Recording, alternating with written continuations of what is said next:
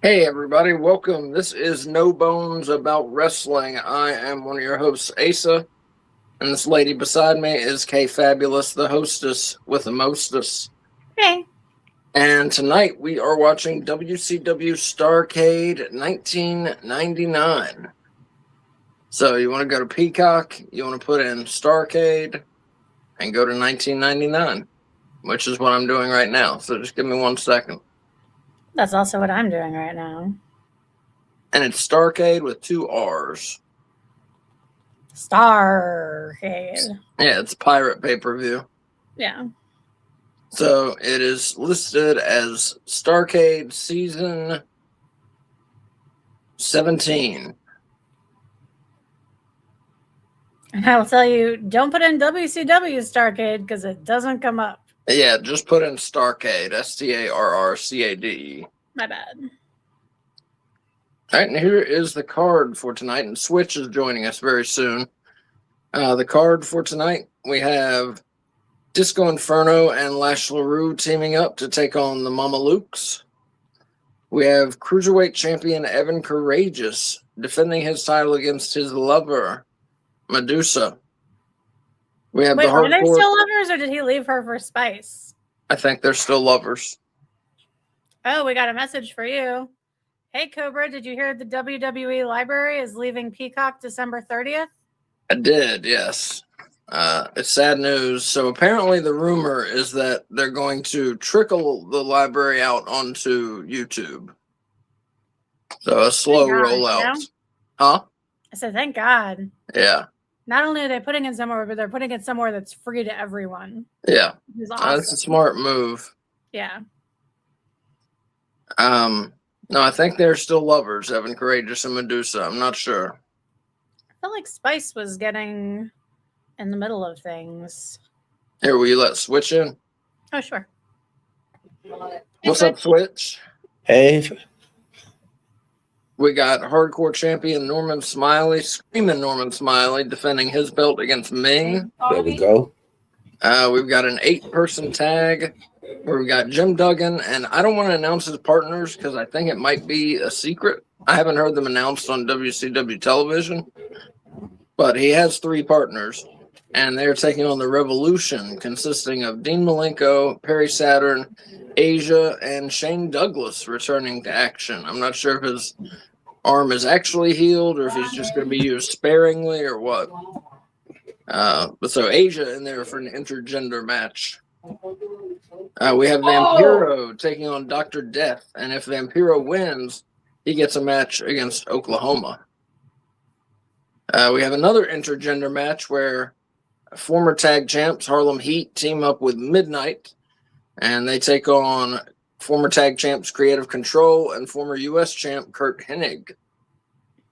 We then have a bunkhouse brawl match between Dustin Rhodes, former U.S. champ, and Jeff Jarrett, former U.S. champ. And that basically is a hardcore match with a lot of weapons that you'd find on a farm. That's the best way to describe it.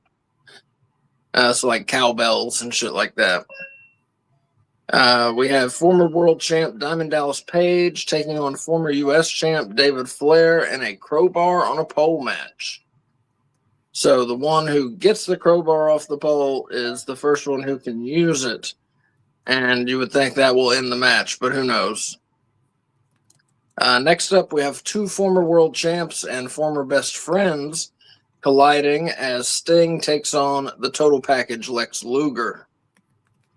We have the Master of the Powerbomb match where future world champion Sid Vicious takes on former world champion Kevin Nash. And then, so what happened with the U.S. title is Scott Hall was the U.S. champion. I think maybe he was facing some addiction problems. The official word is that he suffered a knee injury.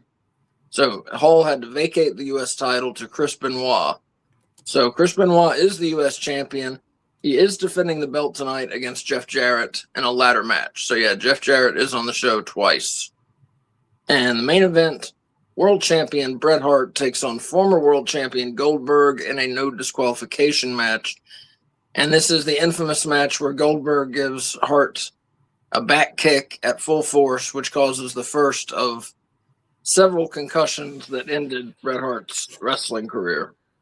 Can I interject 2 comments? Yeah. So Rewind saying, look at Switch looking all Christmas-like. Oh yeah, I'm ready, man. I'm ready.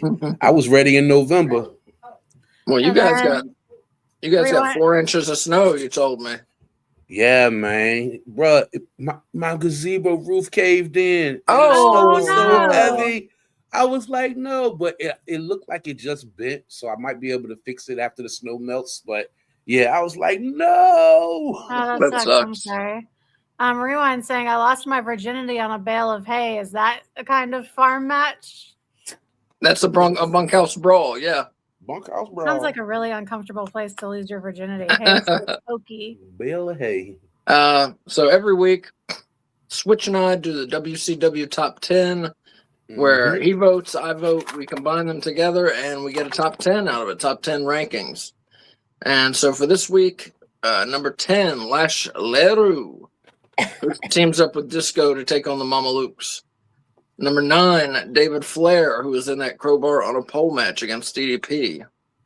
Number 8, he is not on the show, but he's been tearing up the TV shows he's been on, and that is Rowdy Roddy Piper, number 8.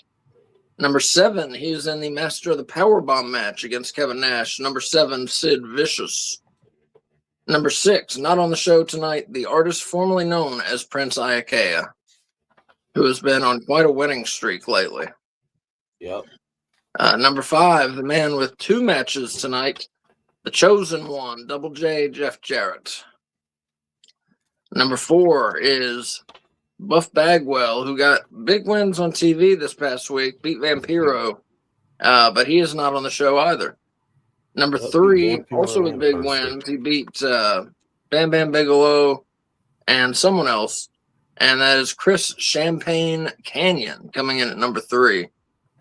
Number 2, still sticking at number 2, he's the challenger for the world title, Goldberg. And number 1, your world champion, Bret Hart. So that's number 1, Bret Hart. Number 2, Goldberg. Number 3, Chris Champagne Canyon. Number 4, Buff Bagwell. Number 5, Jeff Jarrett. Number 6, the artist formerly known as Prince Iakea. Number 7, Sid Vicious. Number 8, Rowdy Roddy Piper. Number 9, David Flair. Number 10, Lash Leroux. So all that being said, Kay, what match are you most looking forward to tonight? I'm looking forward to Jeff Jarrett's 2 matches. Yeah? Yeah. You're a big Jarrett fan. I am a big Jarrett fan. Me too. Plus, normally I would look forward to the main event, but knowing that Bret Hart gets like permanently injured in this one is making me not so excited for it. I hear you. And Switch, what about you? What are you most looking forward to? It's crazy. I'm going to agree with Kay. It's Chris Benoit versus Jeff Jarrett. Yeah. I'm kind of skeptical about it being that Jeff has 2 matches, but I think he can pull it off. But that's what I'm most looking forward to. That's It'll what I'm be most interesting. Sorry, go ahead. that's what I'm most looking forward to too, is the Jarrett and Benoit ladder match. I think those 2 are going to show up and do the damn thing, you know? Yeah. Do you think that'll be the second Jarrett match or the first Jarrett match? That'll be the second Jarrett match. Yeah, that's what I Gotta think. be. So Eric, go ahead. I think the Benoit Jarrett match is the semi-main event. Oh, okay. That makes sense. It's going to be awesome. So Eric Tate saying nice gold belt. Thank And you. Rewind saying, don't worry, Switch. I'll be over with my short shorts and tool belt to fix your gazebo roof. Oh my Hey, lord. do what you do, Rewind. Well, shit, we supposed to get more snow Friday. Man, Are you? Yeah. We're not. I'm sorry about your gazebo. That really sucks. Yeah, So- but it's all good. We're gonna make it work. We'll figure out something. My walls are standing strong on it though. That's good. So for everybody watching, we're watching WCW Starrcade 1999. Have it up on Peacock. Search for Starrcade, not WCW Starrcade. Just search for Starrcade, STARRCADE. You should just need to put in STARR, and you'll see it come up. And it is season 17, Starrcade 1999. And one quick announcement, and we'll get started. So this is a show we do called Tuesday Night Russo, and we've been going through the Russo era of WCW, but Peacock is taking the WCW shows off on December 30th. So next week, and they're gonna supposedly they're going to slowly trickle onto the WWE Vault or WCW Vault or whatever on YouTube. And so next week, Tuesday Night Russo, we're starting at a different period in Vince Russo's career, the Attitude Era, where he was the head writer. The ideas filtered through Vince McMahon, but Russo was the head writer at that point. And so we're going to start next week with December 22nd, 1997. And it's going to last us a while. We're going to go through October 99 eventually. So who knows how many weeks that is. But they haven't put all the Raws on Netflix. So we're going to watch the Raws and the pay-per-views. Not SmackDown, because SmackDown didn't even exist until like August 99 or something like that. Yeah. And it was actually on Netflix. I believe so. Oh, okay. I believe so. Oh, Netflix or Peacock, one of them. Well, they're on Peacock, but Peacock's going away. Oh, well, we'll figure it out. We're definitely going to be watching the Raws, though. The Raws are on Netflix. Eric Tate saying, I got over 40 belts. Lord, Eric. That is a ton of belts. Where the fuck do you put them all? Yeah. Do you have enough wall space to hang that many belts? Don't matter. Do you have like a Michelin Man, but instead of built out of tires, he's built out of wrestling belts?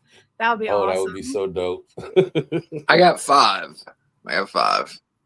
Nowhere close to 40. So we're going to get started. So in a minute here, I'm going to say 5, 4, 3, 2, 1, press play. We all press play at the same time. That's how this works. So we're all watching the same thing at the same time. If you want to chat with us throughout the event, as you see Rewind and Eric doing, just chat with us. You know, tell us what you like, tell us what you don't like about the show. And if you want to just tell us something, just tell us. The only rules we have here, you know, obviously no hate speech. There's no reason for that during a wrestling show or ever really, but definitely no reason during a wrestling show. And just don't be an asshole to the other viewers or to us. You know, you can disagree with us, just be polite. Those are the only rules we have. Otherwise, say what you want. You can curse. We're a mature only channel, so you can say what you want. So Rewind saying Vince Russo was the best when he had someone to bring him back in. WWE version of Vince Russo was what's the best? That's what a lot of people feel. Yeah. A lot of people feel like. Joe Shipley saying Bushwhacker Luke licked me in 1991. That's nasty, but that's so cool. I agree. Rewind saying he has 10 belts, and Eric Tate saying he'll send a picture of all his belts to us later on Facebook. Yeah, please do. All right, so we're going to get started. Starrcade 1999. Last time, I'll tell you, type in on Peacock, type in STARR. You will see it come up. Don't put WCW Starrcade, just STARR, and it will come up. And it's season 17 of Starrcade 1999. And so we are going to start in 5, 4, 3, 2, 1. Press play.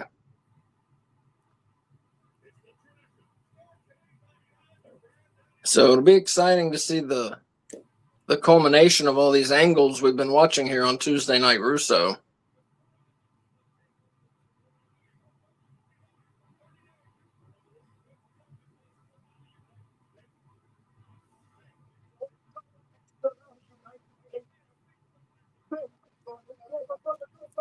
And if I'm not mistaken, I think Asa told us last week this is the final pay-per-view before Vince Russo got sent home for a while. Well, I found out he did not get sent home.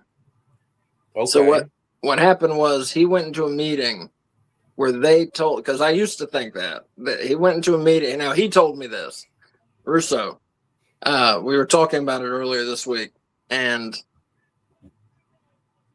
he went to a meeting where they told him, WCW told him that they wanted him to not be the sole one in charge anymore.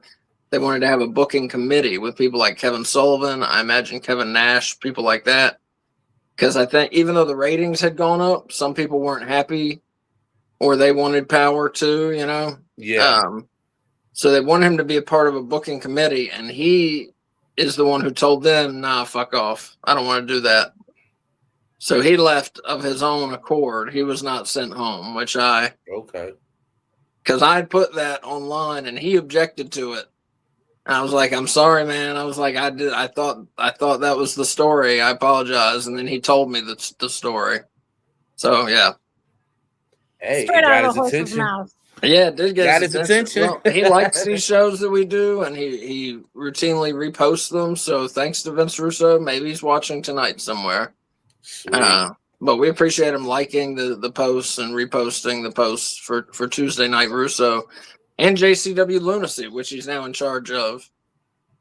Which we had That I started can't doing these wait Tuesday for. Night Russos before he surprisingly became the head booker at Lunacy. So now we're doing 2 Russo shows a week, and that was not a plan, but that's what we're doing. How long is this fucking video package? I don't know. Like, we haven't even If seen you- the arena yet. Yeah. They've had some long video packages on Nitro and Thunder, though. No, they've had a lot of angles going on, you know? That's true. There's a lot of recapping to be done. Yeah. It is. I hope we'll see more, just so the viewers who haven't been with us for every Tuesday night Russo can see, you know, kind of some of these angles, because some of these angles have been going on for 2 months. Yeah, that's true. Most of them for about a month, but some have been going for quite a while, like the Medusa Evan Courageous thing. Sid and Nash have been feuding for quite a while. We are in DC, where the Wizards played. And where I think John Cena's final match will be this Saturday. Right. This Saturday? I think it's this Saturday. Yep. Yeah. And we will be doing a watch along. We usually don't do WWE events. I don't need to go into all the reasons why, but you can figure it out for yourself.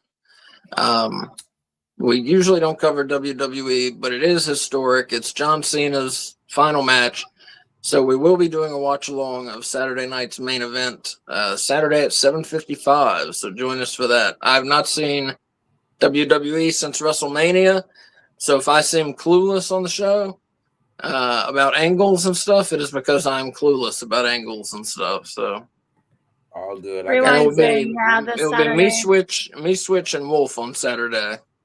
Rewind saying, yeah, this Saturday, Gunther versus John Cena. Also, I have some comments about fucking Disco Inferno. People, do not wear 2 different kinds of animal print together. It's not a good I looking. was Did y'all thinking see the that same ridiculous damn ass thing. hat that he had on that he just gave to some small child? That hat was the ugliest thing I've ever seen on someone's head in wrestling. And that's saying a lot.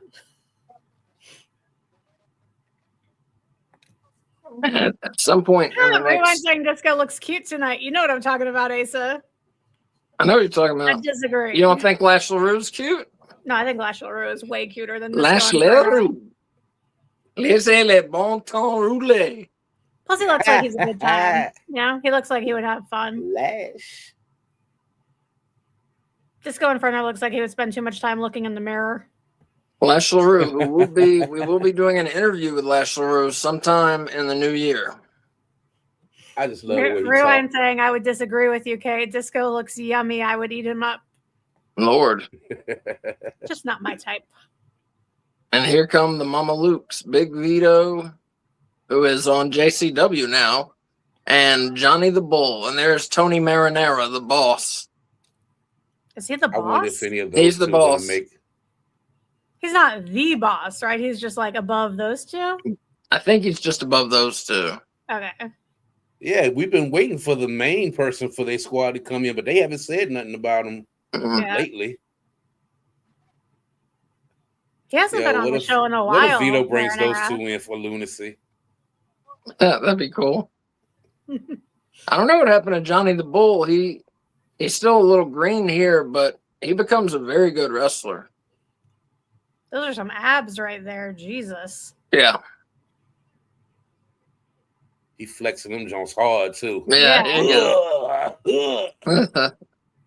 And other than the eyebrows, Vito don't look too bad on lunacy. Mm. Yeah. He looks His good eyebrows- with his the eyebrows kind are of beard fine, that he has, you know? Yeah. And so this match, the Mama Lukes were lured into a hotel room by 2 broads, and the ladies ended up handcuffing them. they were in their boxer shorts now. They ended up handcuffing them in onto the bed frame, and the Mamelukes had been cooking Italian food for the girls, and then Lash LaRue and Disco Inferno, turns out the girls were with them. They come in, they take the spaghetti sauce, and they dump it all over Johnny the Bull and Big Vito, embarrassing them, humiliating them, or as us Italians would call it, succo. What does that mean? Sauce. Oh.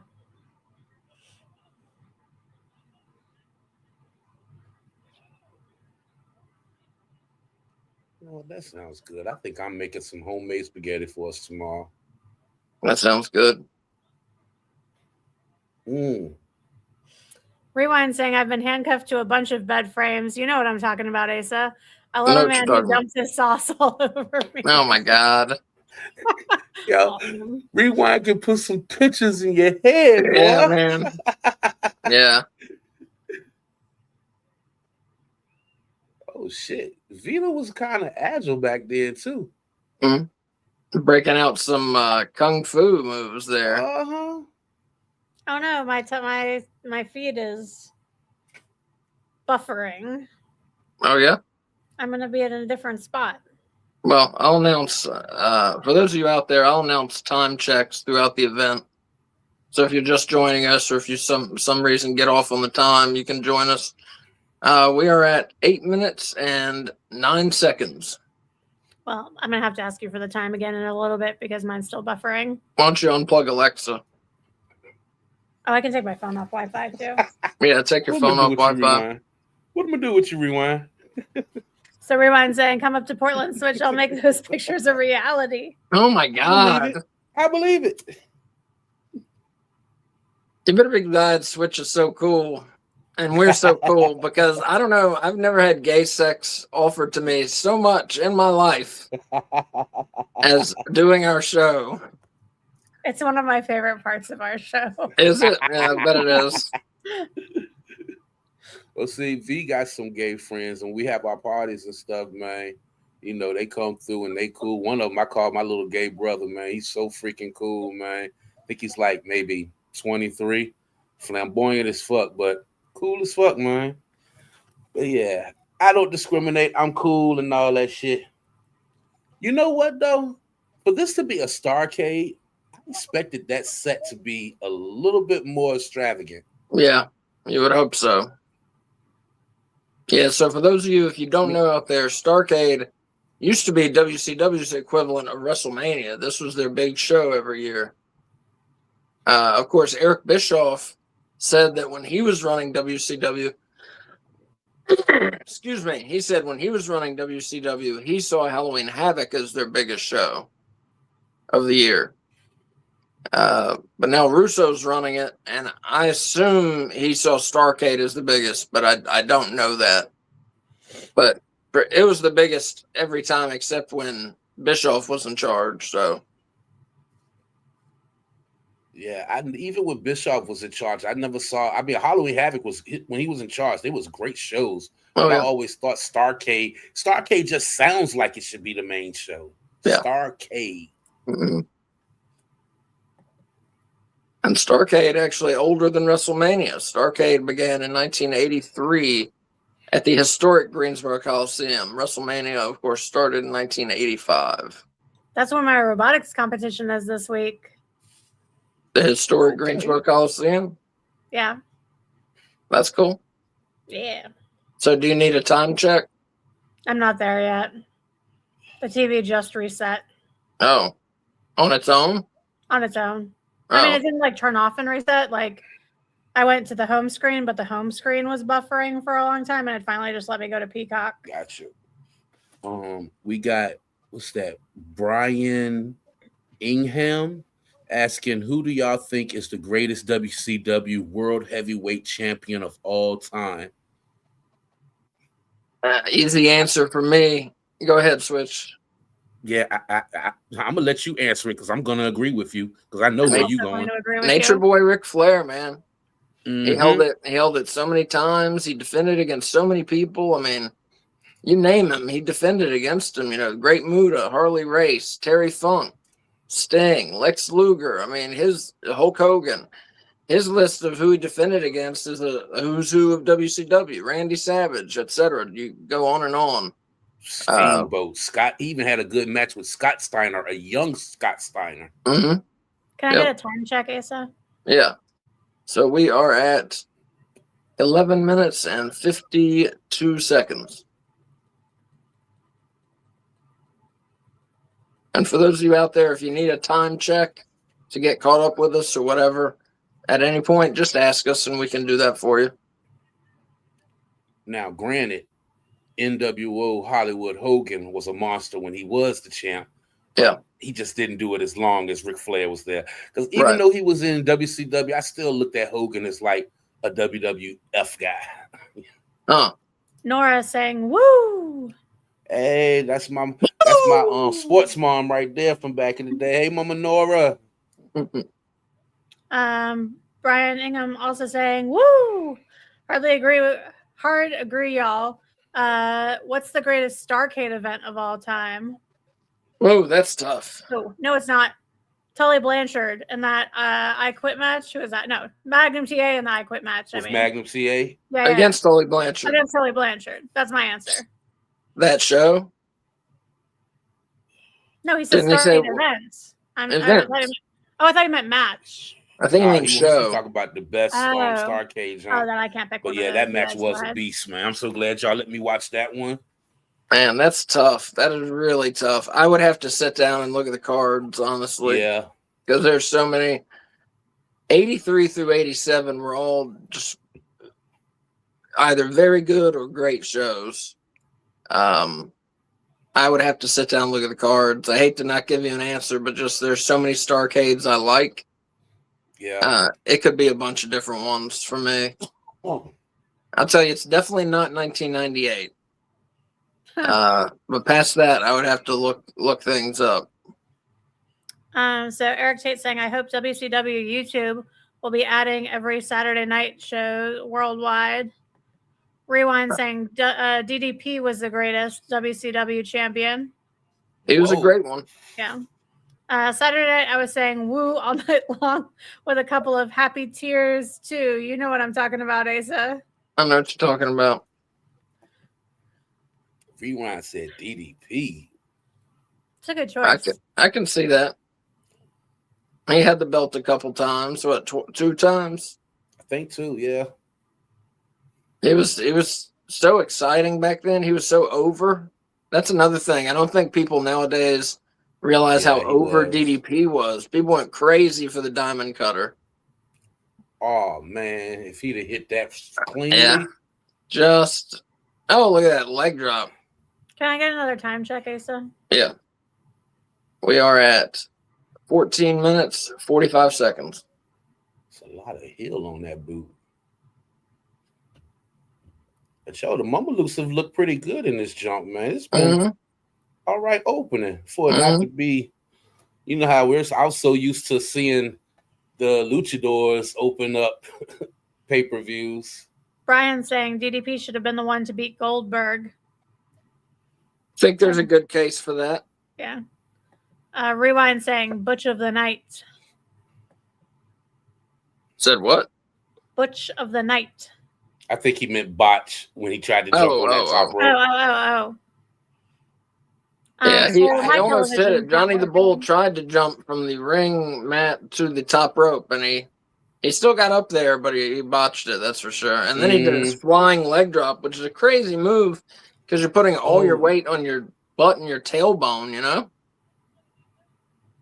He did that to the outside one time, Johnny the Bull, and he broke his tailbone. Damn, that was better than I thought it was going to be. Wow. Okay. Yeah, that was a good opener. Okay. Shit. One more time, Jack Asa. Sorry, my TV keeps freezing. It's all right. 16 minutes and 9 seconds. Has it stopped freezing now, though? Yeah, but now I'm ahead of you because I fast-forwarded too far. 16 minutes and 20 seconds.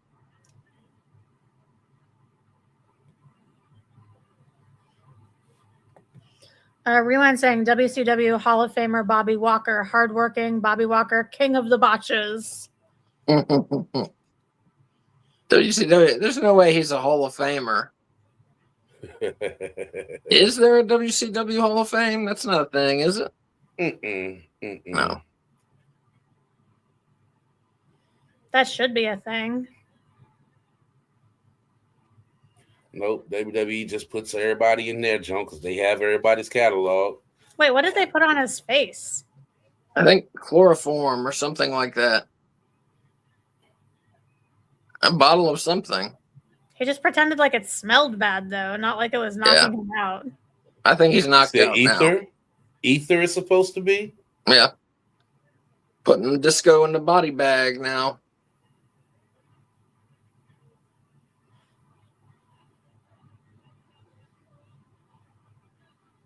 Damn, man, it's a damn shame. Watching Vito is just making me look so forward to Thursday.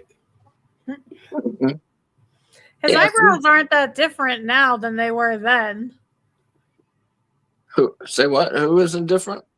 Vito's eyebrows. I think he had his he got his eyebrows worked on for lunacy.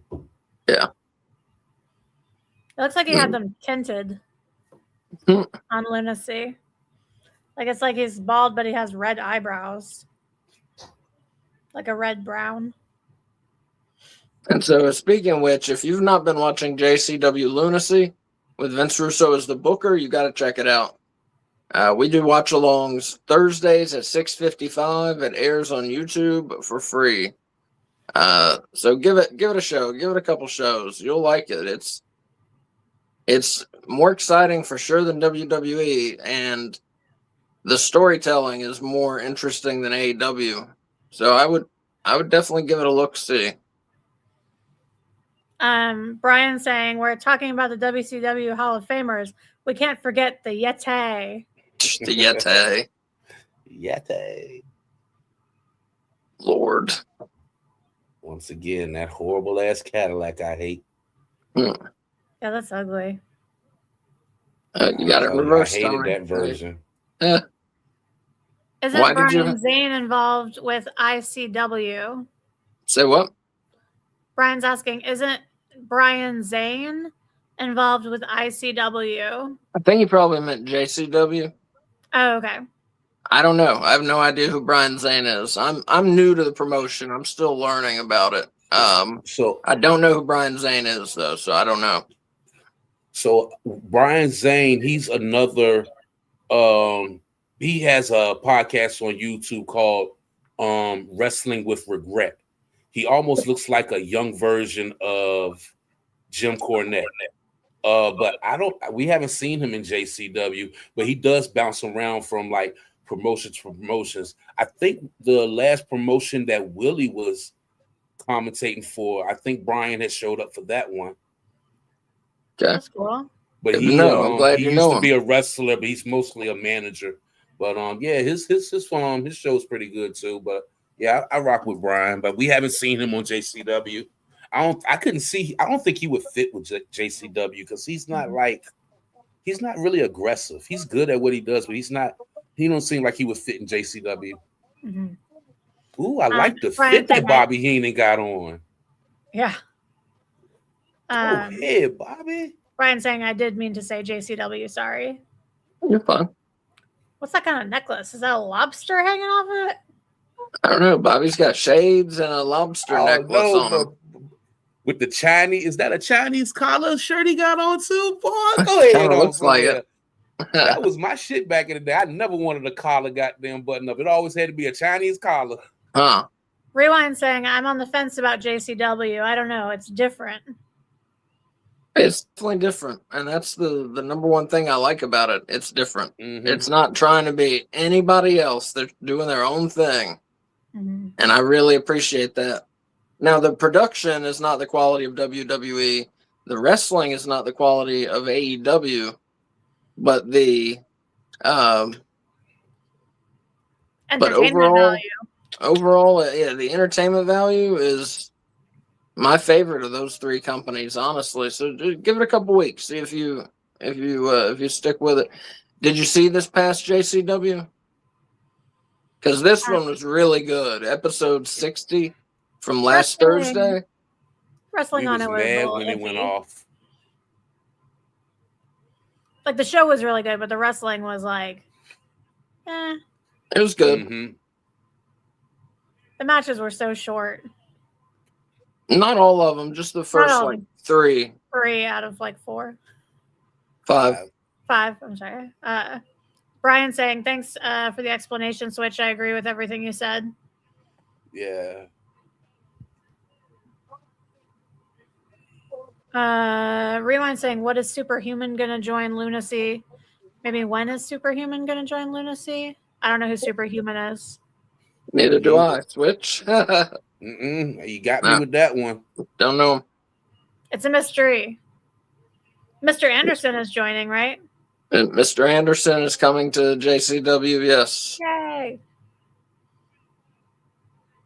They're doing a free taping sometime later this month where if you bring in like 3 canned goods, you get into an exclusive match. You get like a match. It's Kerry Morton's Steel Cage Challenge. I'm not sure what that means, but you bring canned goods, you get in the door before everybody else and can see an exclusive match. So that's pretty cool. Yeah. Totally unrelated, but I meant to text you this earlier today and forgot, and I am now remembering.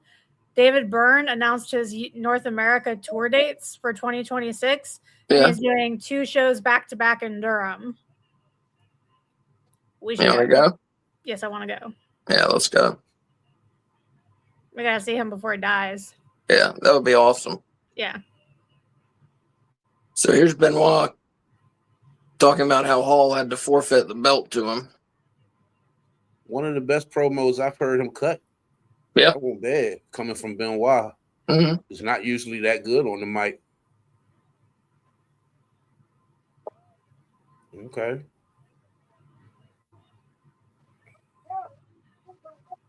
Are you caught up to us, Kay?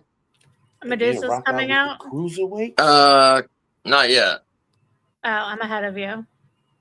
So we are at, now she's coming out. God. We're at 23 Them big minutes, things. 57 seconds. Damn, Medusa was built back then. I swear. Mm-hmm.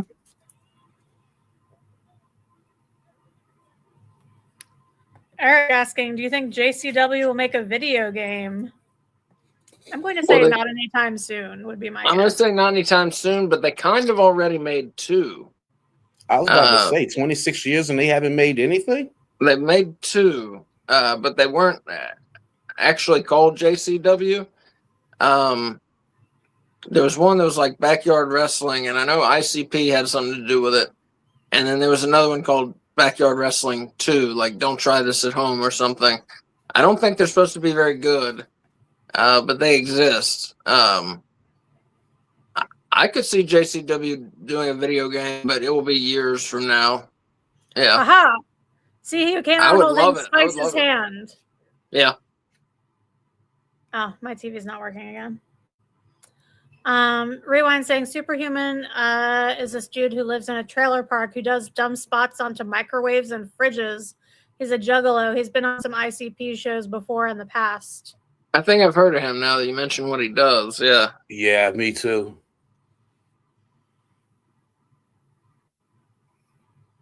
Is your TV still messed up?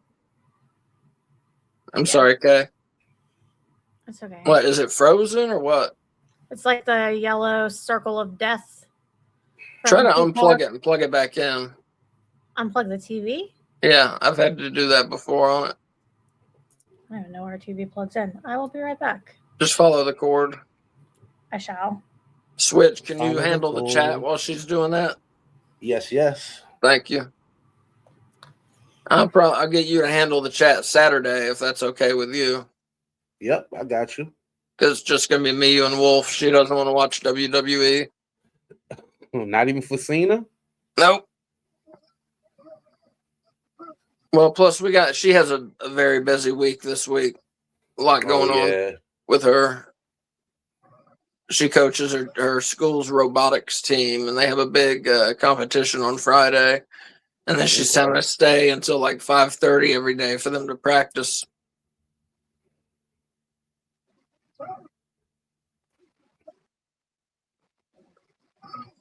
And then plus we're doing 4 shows this week. We're doing Tuesday, Wednesday, Thursday, Saturday. Mm-hmm. And I'm supposed to be packing. Man, you're supposed to be packing, yeah. So this is our first of 3 intergender matches tonight. It's something Russo did not shy away from. I don't know how much I believe Medusa beating up Evan Courageous, but I mean, you know? in ways I could buy it because Medusa was a badass. Yeah, true. WCW really downplayed because they really didn't have no like other female wrestlers that could go against her like that. Like Medusa would really fuck these girls up if she wanted to. Yeah, I mean, I do believe certain men she could probably fuck up. Yeah, she's a very good wrestler. Don't get me wrong. I'm not talking about her talent. I'm just saying if you look at them physically, she doesn't have a lot of muscle, and Evan Courageous does comparatively. You know. See, but I feel like her muscle looks like it could kick your ass, whereas his muscle looks like you'd want to just take pictures of it. I like that. So Rewind saying, for people who don't know, Ace is at my place watching the show, and Kay is back at their place. That's why Kay's TV is messed up. Ace is one hell of a bunkmate. Oh my God! No, I am house sitting and dog sitting for my mom this week, and so that is why Kay and I are not together. I was telling my brother this morning, I was like, yo, wherever Asa was at for our last show, he looks so comfortable over there. Okay, I'm back on. What time are you guys at? Okay. We are at 28 minutes and 28 seconds. And there's Spice distracting Evan, trying to get some loving during the match.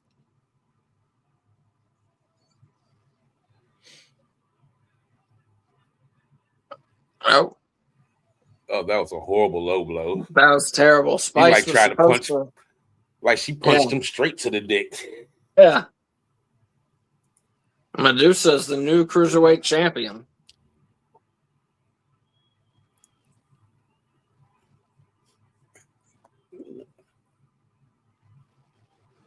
The first and only female cruiserweight champion in WCW. Pretty good. Well, the first. Not that first, much, but she's the first one. Yeah, first woman to hold a men's, if you want a traditionally men's belt in WCW. Yeah, Spice totally missed the low blow on Evan Courageous. As Switch said, it looked like she punched him right in the dick. Like wasn't like a Ric Flair low blow, you know, where you bring the arm up. And my boy is dressed in our colors. And he's dressed in our colors, Lord Jesus. Rewind saying, so did they put the strap on her because China won the IC belt in WWE? I think that has a lot to do with it, yeah.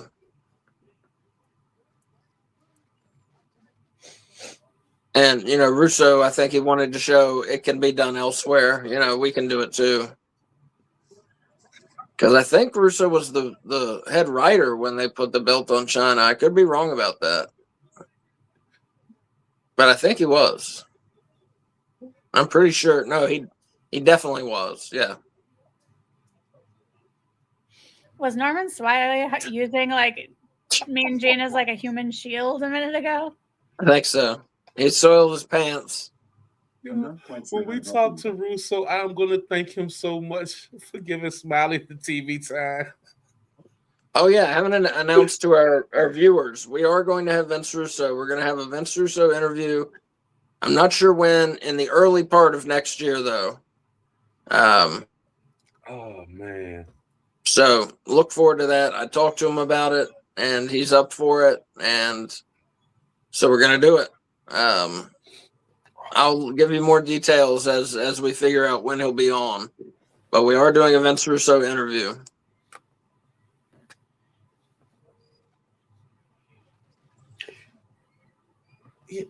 Ming is a Hall of Famer, ain't he? Should be.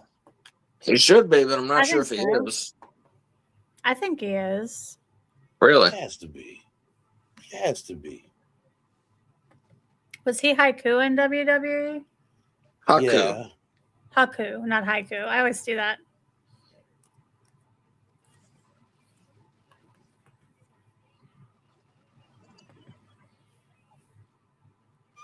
Who do you think's winning this one, Switch?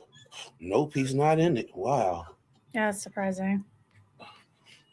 Oh shit. I'm going with my boy. He's gonna find a way. I'm Yeah. going with him too. He's gonna find a way. And he got them old colors on too. That's not And he has a Commanders Surge right there. tub. The Champ Bailey jersey. He gonna need all of the protection. Football helmets protection look he can so get. small compared to what they look like now. Yeah. Well, that's not like an NFL helmet, you know. Oh, Yeah. I don't know. It's like a high Not a school helmet or regulation something. one. Yeah, Mhm. okay.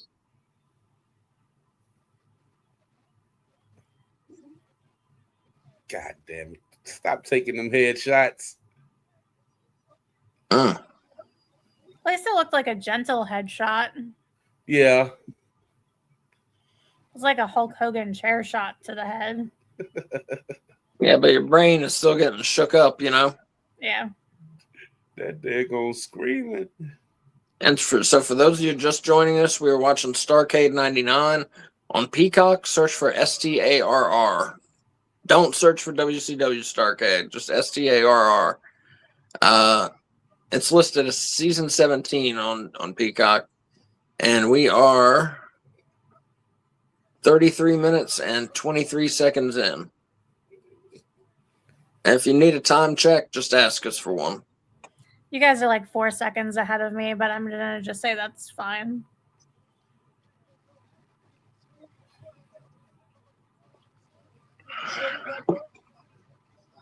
Ming and Norman Smiley at an abandoned concession stand.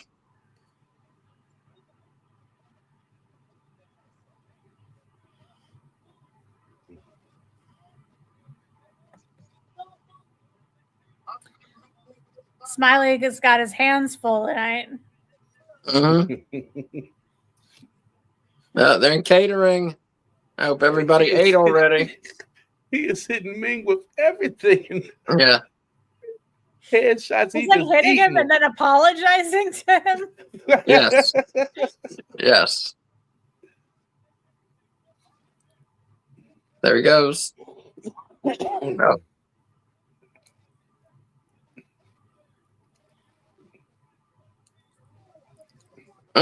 Oh. Oh. I thought he was going to go through all those cardboard boxes. So did I. Oh my God. Ming just tried to murder Norman Smiley with a cinder block. I'm It telling made you, a hole in the wall. Do you see other than that? R-Truth, Yeah. Smiley is one of my favorite comedian spots for wrestling. Yeah, he Just- definitely is. I had a feeling their asses was gonna show up. Oh, yep. Fit Finley and Brian Knobs. Fit Finley has been training Brian Knobs. He don't even look right without his nasty hair Yeah. No, he doesn't. and the short haircut. Oh my God, that was coffee. Yep. Oh, there they go. Eat that trash can. Eat that trash Strategically can. placed, boxes. I was reading William Regal's book, which it's okay. And he talks about how the Nasty Boys were hilarious and super crude. I would imagine I so. heard that like a bunch of interviews. That's like the same output that everybody says about them. Yeah. I feel like you can tell they were crude just by looking at them. Yeah. Like they look like they would have a crude sense of humor. There's some bus trip they took where there was like a face bus and a heels bus. And he said during the heels bus, Sags and Knobs kept like taking turns running naked up and down the bus aisles. Mm-hmm. But yeah, the Regal book, it's okay. Starting soon, we're going to be doing our Wrestling Rainbow book reviews. That is still happening because I've read a lot of wrestling books, so I'm going to talk about them. And but Regal's just really quickly, he talks a lot about his drug addiction. Like too much almost. Now I get that him overcoming that is a big deal in his life, but he talks a little too much about it, like, and he doesn't tell enough stories. You know, that's why I like the wrestling books. I like hearing what these guys were really like and stuff, you know? Oh, so he's But talking more about the drug addiction than about the wrestling? Yes. I don't really see, I don't think, I mean, I could be wrong, but I couldn't see Regal as being one of them ones that's like always out and about like some of them other wrestlers was back. He seemed like he would be more to himself, Yeah, even like if he was getting fucked up. He said that's how he was until he started drinking, and then he would go out more. Rewind saying the Nasty Boys were Hogan's buddies. Yep. Oh, yeah. But Regal, most of his drug and alcohol use, he did alone, yes, which it's sad. It was a sad story. I'm not finished golden yet. Crowbar. Yep. So, and there's Dr. Death in Oklahoma.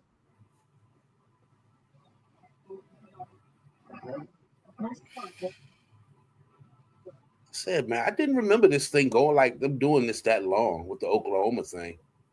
I didn't either. I thought it lasted was like a couple weeks and it was done.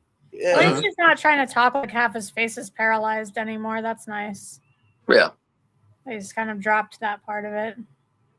Yeah, I don't mind the joke without the facial paralysis. Did they kidnap Oklahoma? They kidnapped Oklahoma. Yep. The Misfits kidnapped him and Vampiro. I love how much the Misfits are part of like the wrestling world. It's so fun. Which makes sense that Vampiro is fucking like Russo and Vampiro is doing something in JCW, so they must have really fucked with each other back then. Yeah. Yeah, he pushed Vampiro pretty well, and when Russo came back for his second stint through WCW, he really pushed Vampiro. So here we got the eight-person tag next. Hacksaw and his partners versus the Revolution. Which sucks that they're taking this shit off air, because I'm not gonna lie, I was kind of looking forward to that, because like I said, I never really cared about Vampiro, and I remember them talking about him getting a push on WCW. So I did want to see how my output, how my outlook would look and feel about it now, seeing how it went, because I really didn't watch Vampiro's run. I know that they was pushing him hard for a minute when Russo came back. Yeah, in his second stint with Bischoff, Russo and Bischoff together, they put Vampiro right into a big feud with Sting. So he got put in a pretty high-profile position.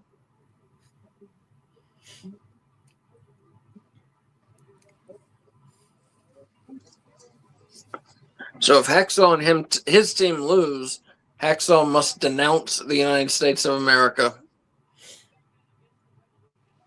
Well, he's not losing.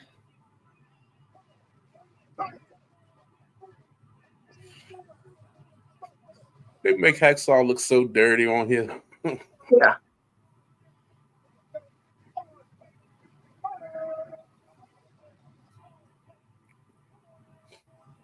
Hacksaw always over. If he'd have never got busted with Iron Sheik in the car back in the day, he'd have been a bigger star in WWE than he was. Yep. Yeah, he got punished for that for years. Yeah. Yeah, if you don't know what we're talking about, do what? I was going to read Rewind's comment, but do you want to go ahead? No, go ahead. Okay, Vampiro is JCP. We'll see how that goes. I think he's talking about JCW. Yeah. We'll see how that goes. Vampiro had some banger matches in AAA.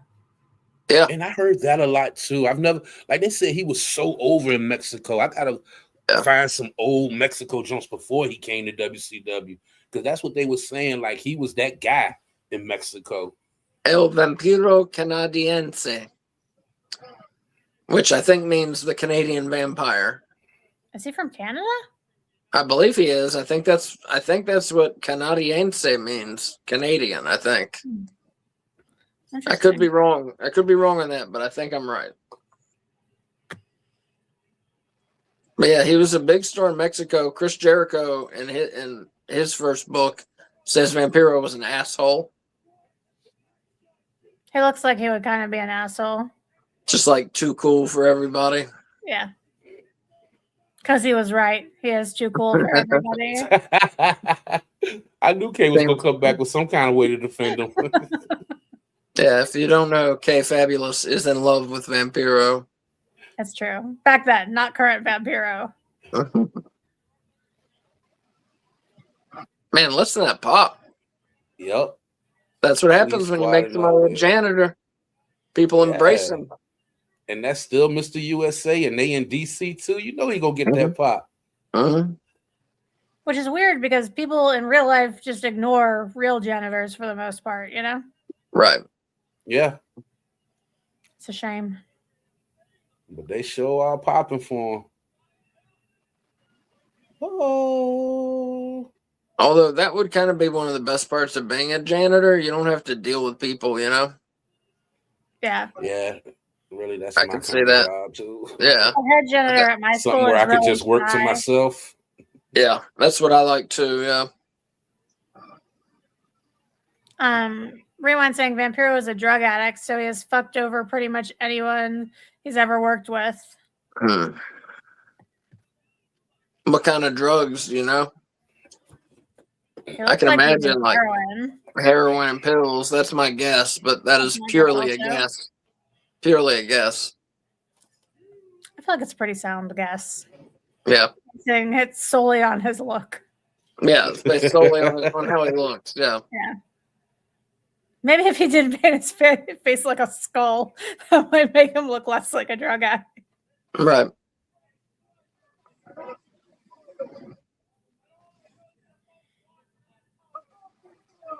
I guess it's not really a skull. Shit. It's just like is that his vampire look?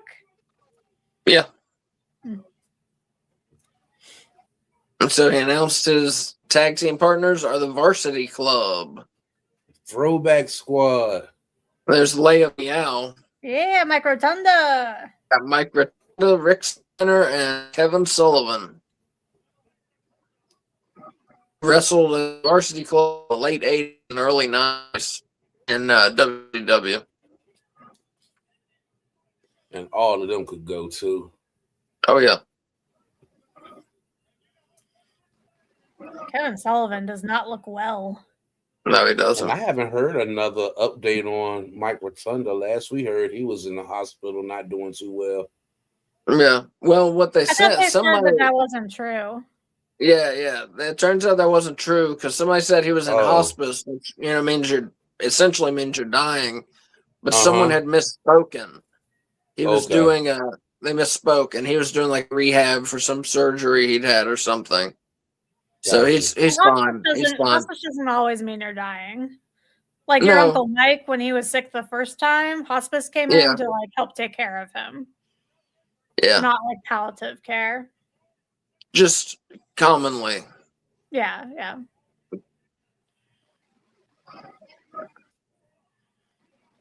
Varsity Club.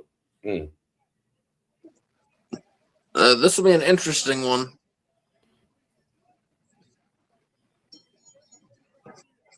Dean Malenko and Jim Duggan starting us off. Oh, Asia's the fourth person? I thought it was going to be Dean is. No, it is. Douglas, Saturn, Malenko, and Asia. No, Douglas on commentary. The girl is on the ring. Wait, what? I thought Douglas was in the match. I'm sorry. Nah, Asia's on the ring. Asia, Saturn, Malenko. Yeah, Douglas is on commentary. Is it a 4-on-3 match then? 4-on-4. I think she's the fourth. Asia's the fourth person. Well, then who's the other dude? Yeah, I think it's Malenko 4 on Saturn. Oh, so I guess it is. I don't know. Oh, I thought it was 4 of them out there, but you're right. It is. So what? 3-on-4.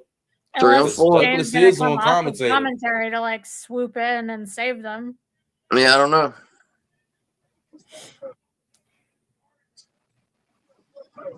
Malenko.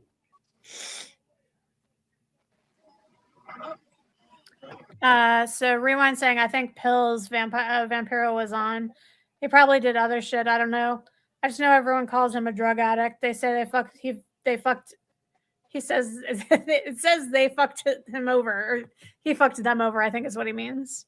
Yeah. That's sad.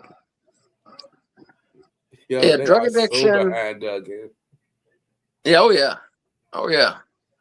Drug addiction, a dangerous thing, folks. If you know somebody who's addicted to drugs, help them get help because they need it. And they're not going to ask for it. So help them, ask them if they need help. Yeah. Many times. Don't just ask them once. They might not be ready. Right. True. And you know, that's the thing with that stuff too, you know, not to get too serious and stuff, but a lot of times, you know, you can ask them all you want, but if they're not ready, they're not ready. They have to want to get right. help, Yeah. you know? But that's all you can do is be a friendly ear to listen and to ask if they need help. Mm-hmm. Because maybe just you asking will be enough for them to get help. You know, you never know. You never know.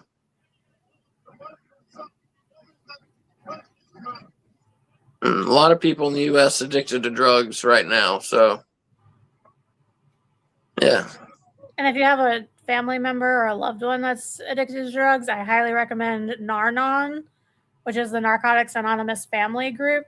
It's a very good program for people who have someone in their life that is struggling with drug addiction. Because a lot of times the family members need support too. Yeah. Mm-hmm. Sometimes it takes its toll most on the family. Yeah. Damn, Hacksaw, make a tag. Yeah, he's trying to do this all by himself.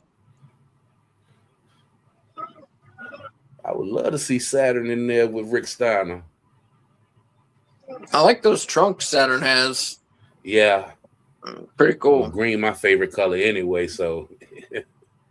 I think green is all of our favorite colors. Yeah, that's my favorite color. Here we go. Here we go. I know why green is your favorite color, Switch. Eric Tate saying, sad, I'm so happy I never took drugs. Yeah, man, you should be. Drug free is the way to be. Which I thought was such a joke when I was straight in school edge coming up, but you know, you don't want to be a slave to any substance. That's not a good way to live. Speaking of which, how's your quitting smoking going? I haven't had any cigarettes. Yay! What the fuck? I'm so proud of you. What the fuck? Oh my god, the varsity club turned on Duggan. No. Wait, and they're beating up. They hitting everybody. The varsity club just wanted to show up and beat up everybody. The fuck is we doing? Oh my god. I thought it was weird to have Mike Rotunda be a good guy. Yeah. Rewind saying Saturn was a bad motherfucker, especially in ECW, and drugs fucked him up. Go back and watch Saturn wow. Kay called it too. Shane Douglas when he was came part in. of the Eliminators. He was an athletic motherfucker. Oh, yeah. You called it, Kay. Douglas going to come in and get the win. Yeah. Wow. I really thought I was going to see some action with... That's why he hadn't tagged in.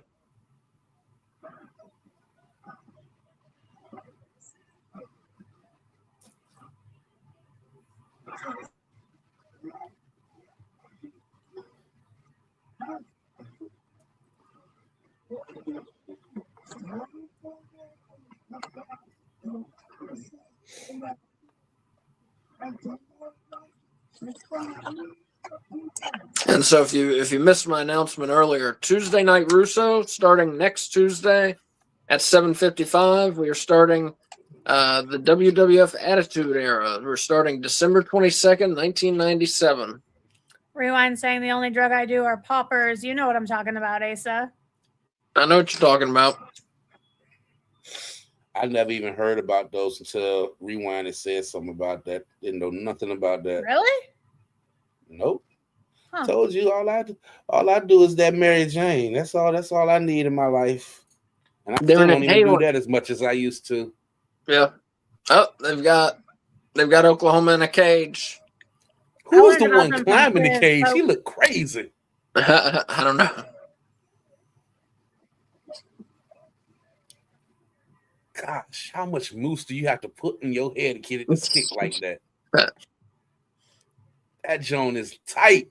Eric Tate asking, when does your Christmas break start? Mine starts December 19th is our last day of school. So, And of course, counting down the days. December 20th is our marathon watch along. Starts at 11 a.m. December 20th. We're doing a marathon wrestling watch along, bunch of different shows, and it's all to benefit hospice. I'll be begging for donations for hospice of Randolph County. They help people who are sick at home and often who are dying at home. And yeah, it's going to be a fun time despite that. But I will be wanting charity donations and for hospice, and it's going to be a fun time. 11 a.m. till I'm going to try and do like 3 a.m. So about 16 hours. Come and join me. And even if you can't donate, you can still join us. That's not a requirement. Yeah. Right. Come join us. K Fabulous will be there for part of it. Switch will be there for part of it. It's going to be a good time. ATF Media asking, does this episode involve the greatest wrestler of all time, Hands of Stone, Ronnie Garvin? It does not. It does not. We're a few years past Garvin doing his thing in the ring. Mm-hmm. Former NWA World Champion, Hands of Stone, Ronnie Garvin. Rewind says, I was in a cage just like that Saturday night, all hopped up on poppers, ready to go. You know what I'm talking about, Asa. Drooling from my mouth because I was so excited. He said what? Drooling from my mouth because I was so excited. Oh my God. Oh my Lord. ATF Media, you could probably get a lot of donations if you had Hands of Stone Ronnie Garvin. Maybe. I've tried to get some wrestlers to come on.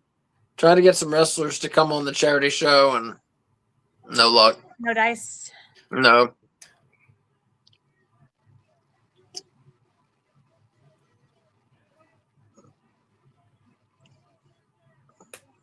That's how you start off Hot Vampiro. Okay. Yep. So we got Vampiro versus Dr. Death. If Vampiro wins, he gets 5 minutes with Oklahoma.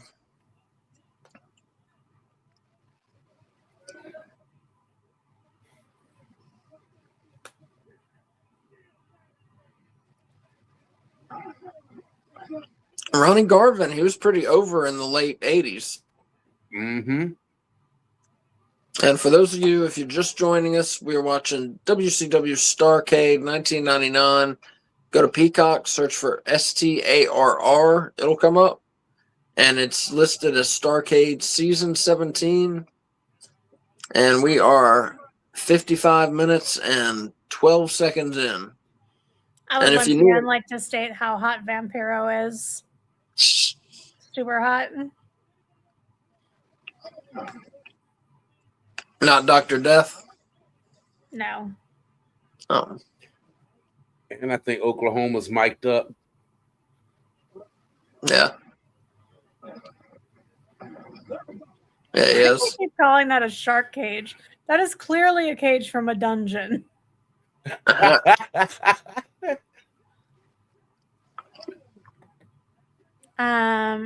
bet Rewind saying, I bet you would get $1,007.30 if you had the real GOAT of professional wrestling, Taz, but you know how that goes. That would be pretty awesome. If Taz wasn't a wrestler, who would be your favorite wrestler? And you can't say Hook. Yep, can't say. Oh, good. Thank you, Asa. Yeah. Can't say no Hook. Taz, no Taz Hook. or Hook. Another question: if Taz wasn't a professional wrestler, what occupation do you think he would have? Ooh, I want the answer to the Taz hook. Working for no Rewind. Taz, no hook first. Yeah. Yeah. Hey, Kay, you say you like vampire movies and TV shows, right? Yeah. I don't know. I probably already asked you. You ever seen a TV show called Originals? No. Oh. What channel is that on? Well, it's actually off now. I think it lasted for maybe about 3 or 4 seasons, but my mama put me on it, and they ended up doing spinoffs of it. But it came from the originals. The originals was the original one that started the series. Mm-hmm. But yeah, I thought I wouldn't like it, but I got hooked into it. It's based out of Louisiana, and it deals with that's where all the good vampire shows take place. Yeah, I think you would like that if you ever get a chance. Try to find that. I'll see what I can find it on. But yeah, they don't air it no more. But it was good. I binged that in like 2 weeks. Yeah, I used to watch True Blood, which takes place in Louisiana, and that was good. True Blood. Yeah, Mama told me about that one too. It's good. It gets weird. Like I read the books too. The books are not well written, but they're good still. The show gets like in the end, the books go in a weird direction eventually, but the show is really good. It's on HBO Max. I don't know if you have that for AEW, but it's on there if you want to watch it. Oh no! I told you I got a site where I can watch anything I want. Oh, okay. So yeah, you tell me something, I can find it. Yeah, you should check it out. For those of you just joining us, oh, sorry, go ahead. For those of you just joining us, we were watching Starrcade 1999. So go on Peacock, search for STARR, and it'll come up. It's Starrcade Season 17, and we are 58 minutes and 18 seconds in. Rewind saying Goldust. He was like a father figure to me. That's a good answer. That's a good answer. Great. One of the best characters in wrestling history, if you ask me. When he first came in, when they started watering him down, I was so mad.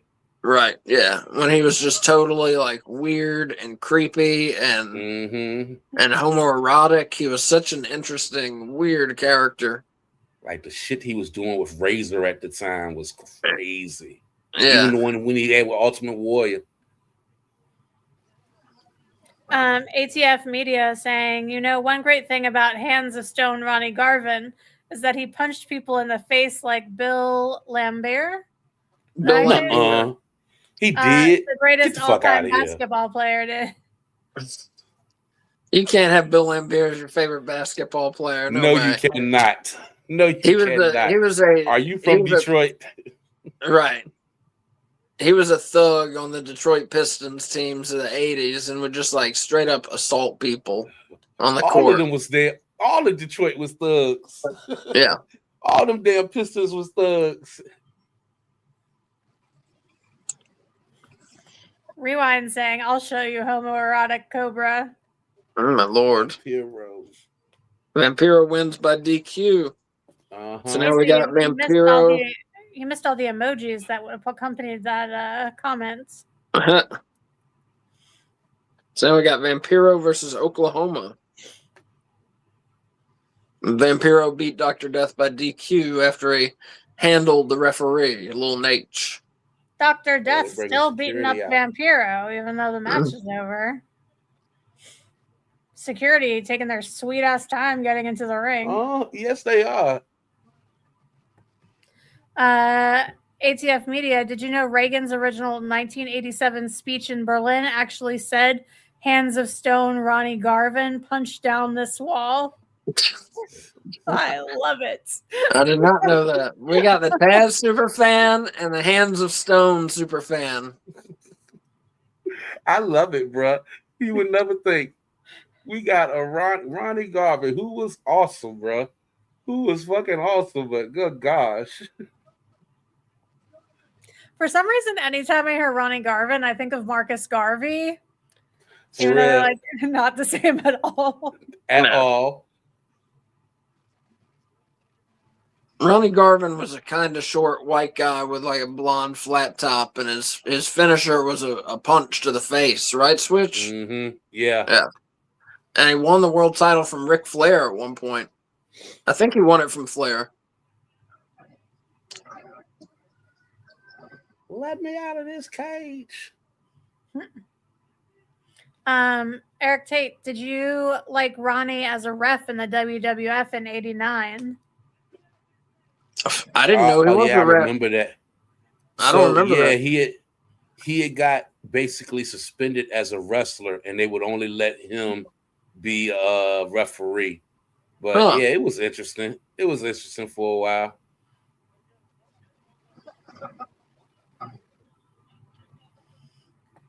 When Brutus Beefcake had that parasailing accident that crushed his face, the surgeon at the hospital said, "Obviously, this man has been punched by the hands of Stone." Oh my god.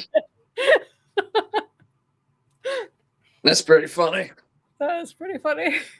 No, Oklahoma didn't just give him a DDT. Yeah, he did. Now we see the Oklahoma stomp. What the fuck? Is he still commentating while he's wrestling? I love when wrestlers do that. Like The Rock was real good at doing that, but watching this guy do it, it's kind of funny.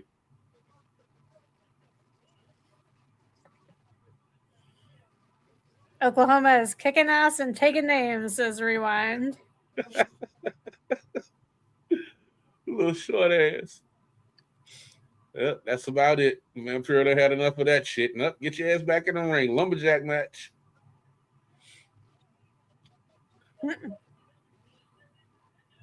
Yeah, if you ever get a chance, you have to look on YouTube. I'm gonna have to send you the link if you haven't seen it of Booker T and TNA commentating the ass whipping.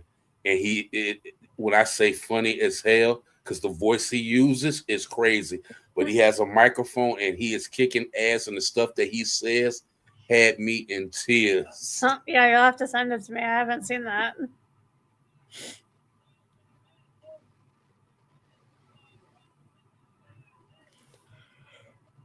Ooh, good rock bottom, Vampiro. Like that.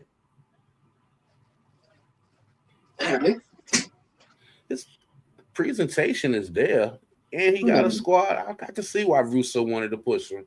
Mm-hmm. Who are you talking about, Vampiro? You left that part out, Vampiro. Swin. You left out how hot he is. I'll leave that for you. They could have made his entrance more like elaborate. He just walks out. Yeah. He got a better one. He got a better, like, creepier kind of entrance come like April, May of 2000. A little more aura, as people like to use that word nowadays. Yeah. Rewind saying, "I love me a cowboy with white stuff on their face." You know what I'm talking about, Asa. Oh my Jesus! Rewind is on one tonight. It's what? It's Tuesday. Rewind. It was just Saturday. You should be like tapped out. Rewind, if you like cowboys, I thought it was just 5 minutes. You should get the GQ magazine that has Christian McCaffrey in it, because he dresses like a cowboy, and it like Asa can't unsee the pictures. That's how bad it was. Yeah. Christian McCaffrey was one of my favorite players until I saw that. Oh, and now man. it's all he sees when he hears Christian McCaffrey's name. Yeah, that's the first thing I think of. I used to get GQ magazine so I could sell it on eBay, and that worked out pretty well. But yeah, I would flip through it, which is like I got a subscription to it. I got a free subscription. I thought it was still about like men's style and cigars and stuff, but no, it turns out it's like a gay magazine now. It's still about fashion, but it's like the gay kind of fashion. And yeah, they had Christian McCaffrey, and he was in like shorts and no shirt and like a pink neckerchief tied around him and a cowboy hat. I was like, what the fuck is this shit? Scarred you a little bit. ATF Media saying GM and Chrysler both hired Hands of Stone Ronnie Garvin to punch the front end of their cars to simulate head-on collisions. Wow. And Eric Tate saying, "I like we all have so much fun on here." Yeah, definitely. And that's why we're here, folks. To have fun. Switch, I'm never tapped out, some Gatorade and ibuprofen, and I'm good to go. I'm going to the gay rodeo in January in Vegas. I'm prepared for 3 days of straight-on cowboy loving. My guy didn't say some Gatorade and ibuprofen. I'm done.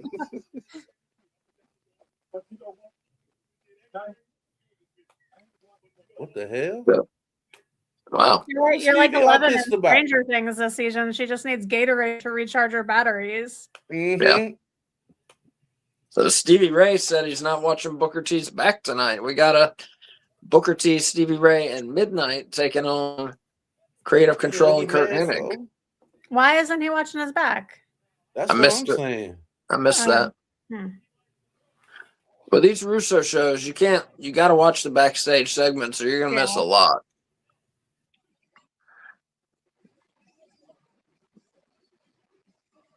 Hennig and Creative Control accompanied by Shane.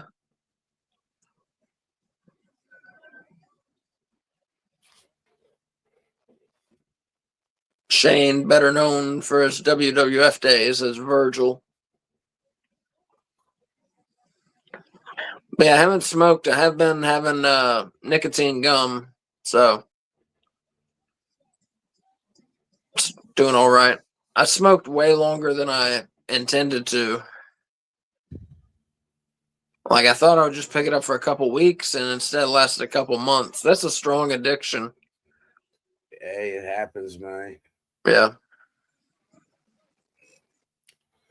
Yeah, I agree, Rewind. Booker T was another great WC champion. Oh, yeah. Shoot, technically the last WCW champion before they closed their doors, I think. Mm-hmm. Yep, I believe that's right. Oh, it's because Stevie Ray ain't fucking with Midnight. Oh, is that right? He don't like that. Yeah, that's what Bobby just said. Oh, okay. He don't like that Midnight's there trying to have Booker T's back.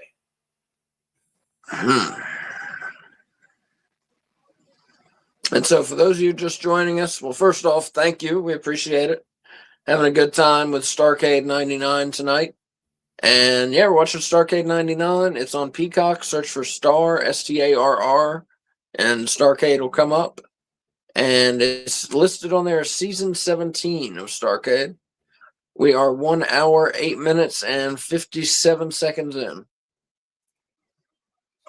And Eric Tate is saying five-time WCW champion and 2-time Hall of Famer, Booker T.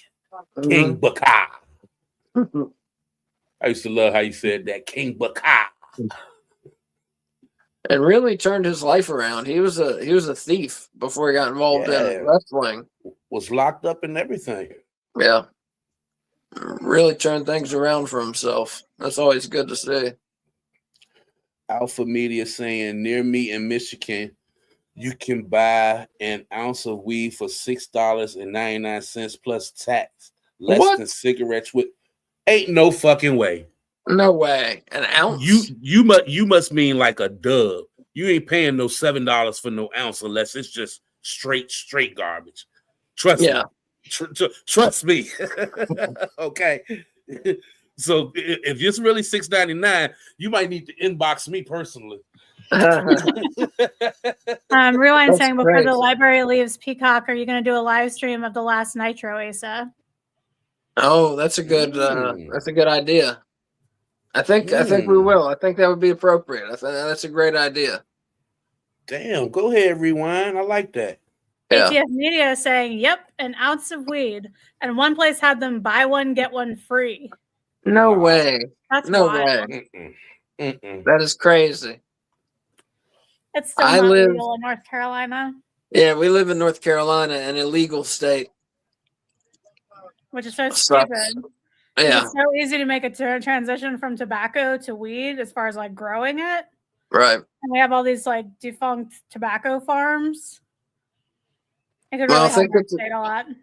I think the tobacco companies are trying to still keep what they have. You know what I mean? Yeah. Mm-hmm. And then of course, I didn't even think of that. Is that why it's not legal here? Because they're putting tobacco money into the anti-weed campaign? I'm sure. Yeah. Which is fucking crazy that it hasn't became legal down there yet. Yeah. Yeah, we should be growing it. We should be making, millions of dollars off of it. Yeah. Plus, our schools are so poor. Like, that could bring in so much money for education if you just tax the crap out of it. Yeah. Yeah. Rewind saying, I live in Portland, weed legal. I don't smoke weed. My ex did. I'd buy her weed all the time. Cash only. I think it was $40 to $60 for an ounce. Yeah, that's What the not. fuck?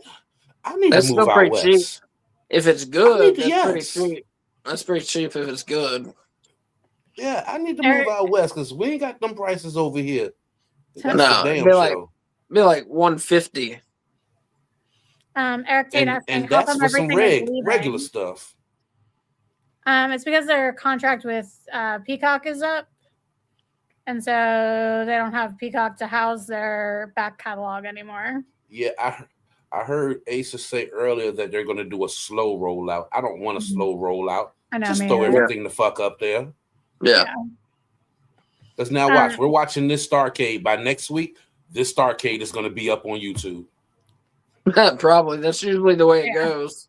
Holy shit. So ATF Media is saying you can buy a bag of weed gummies for $1.25, which is now less than the cost of a roll of Lifesavers, which is $1.49. They doing it out west. Apparently. Where did you say it was? Michigan? Michigan. Oh, he's Michigan? Do you think it's because the life in Michigan is so dreary? No offense to Michigan. I don't know. Ask him. Is life in Michigan dreary because of all the cold weather? I can't I can't imagine the cold there. I think for good shit, top of the line weed, it's like $240 an ounce, says Rewind. Exactly, Rewind. Yeah. Exactly. At the most. Thank God the videos are free, says Eric Tate. Mm-hmm.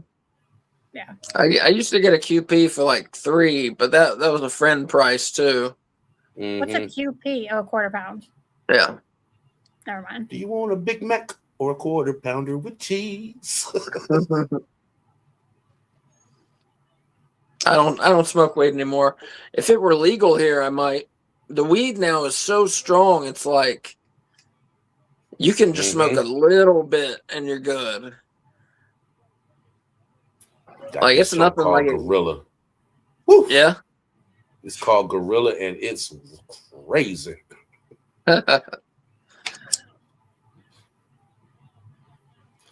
If I had the discipline, I'd grow it myself, but I ain't got the time or the discipline for it, nor the space really.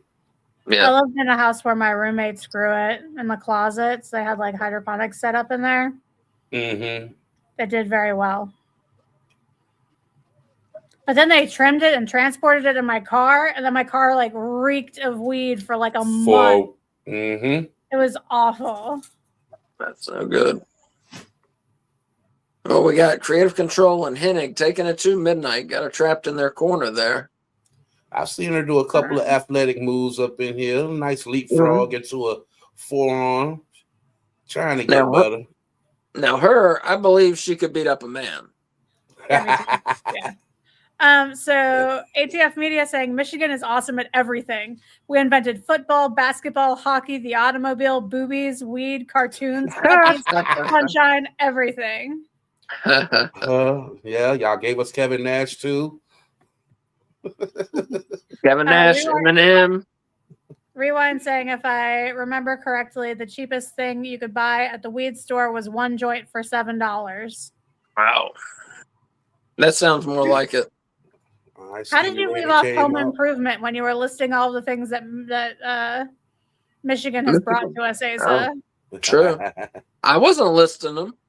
Oh, I was. I said Eminem. Yeah, just Home Improvement. Home Improvement. Set in the Detroit area. So for everybody just joining us, thank you. We're watching Starrcade 1999. It's on Peacock. We are 1 hour, 15 minutes, and 57 seconds in. And if you need a time update, just ask us in the chat. I'll be doing them periodically, though. ATF Media is saying you get at least one joint free with every purchase here. And I skipped Tim Allen because he's a right-wing douchebag. We disowned him. But Home Improvement's such a good show. It's such a good show. It's so funny. And it's so nostalgic for us. Me personally, if somebody's an entertainer, I really try not to be influenced by their politics. Whether they're right wing or left wing or whatever, I'd try to, unless they're like a legitimate terrible person. Holy shit! I try and just ignore politics. Joe Shipley saying Johnny B. Bad's confetti actually paper cut my eyeballs. Damn. Oh my god! That's Wait, is awful. that the same guy who was licked by Bushwhacker Luke? Yes, the same guy was licked by. I wonder if it was the same. Was that the same night? Licked by one, blinded by another. No, because back in that era, it probably wasn't. I'll say because Bushwhackers in the '90s were in WWF. Johnny B. Bad was WCW. And it sounds like he's talking about the '90s. What? I said it sounds like he was talking about the '90s. Yeah. ATF Media. Ironic how it's always the felons who end up supporting Rapido-cans. Oh yeah, what's the name? Tim Allen was a felon. Yeah, Tim Allen moved on from Home Improvement to a show about an older guy who likes cars, which is way different than his current show where he's an old guy who likes cars. Trump won Michigan, so you might be a little confused there, buddy, says Rewind. I lost my eyes and got licked, says Joe. I think it's bunkhouse brawl time. Yep. So Creative Control and Hennig got the win in what turned out to be a handicap match. Wait, is he coming out as 7 again? Or no, this is just they're just showing when he abandoned the character. Recapping. 7, right? It was 7? Yeah. Mm-hmm. Dustin.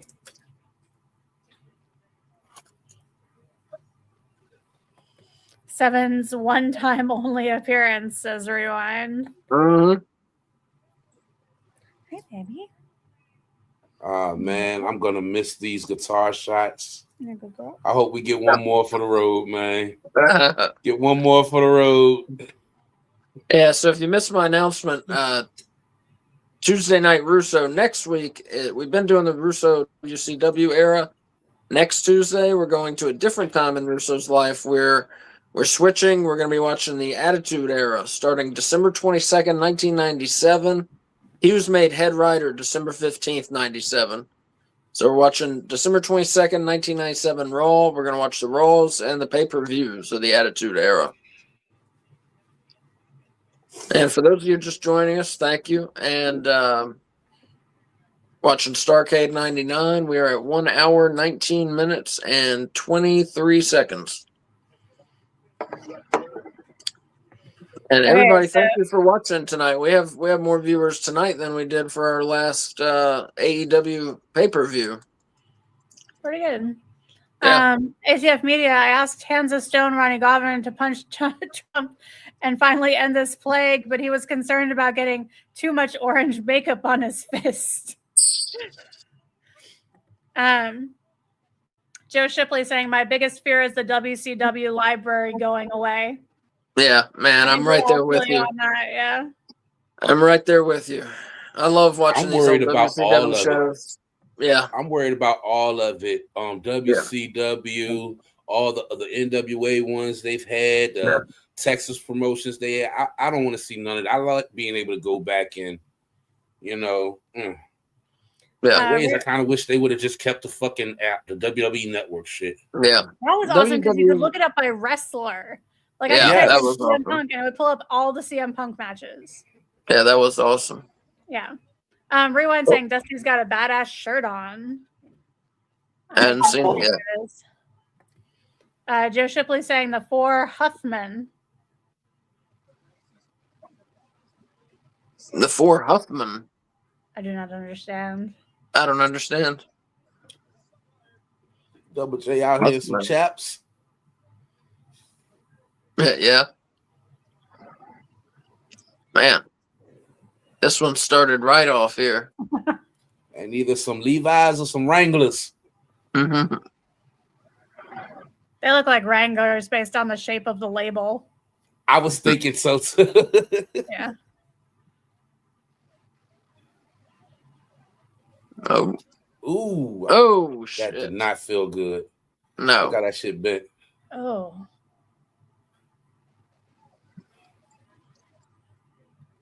So Kay is not looking forward to us moving to the Attitude Era.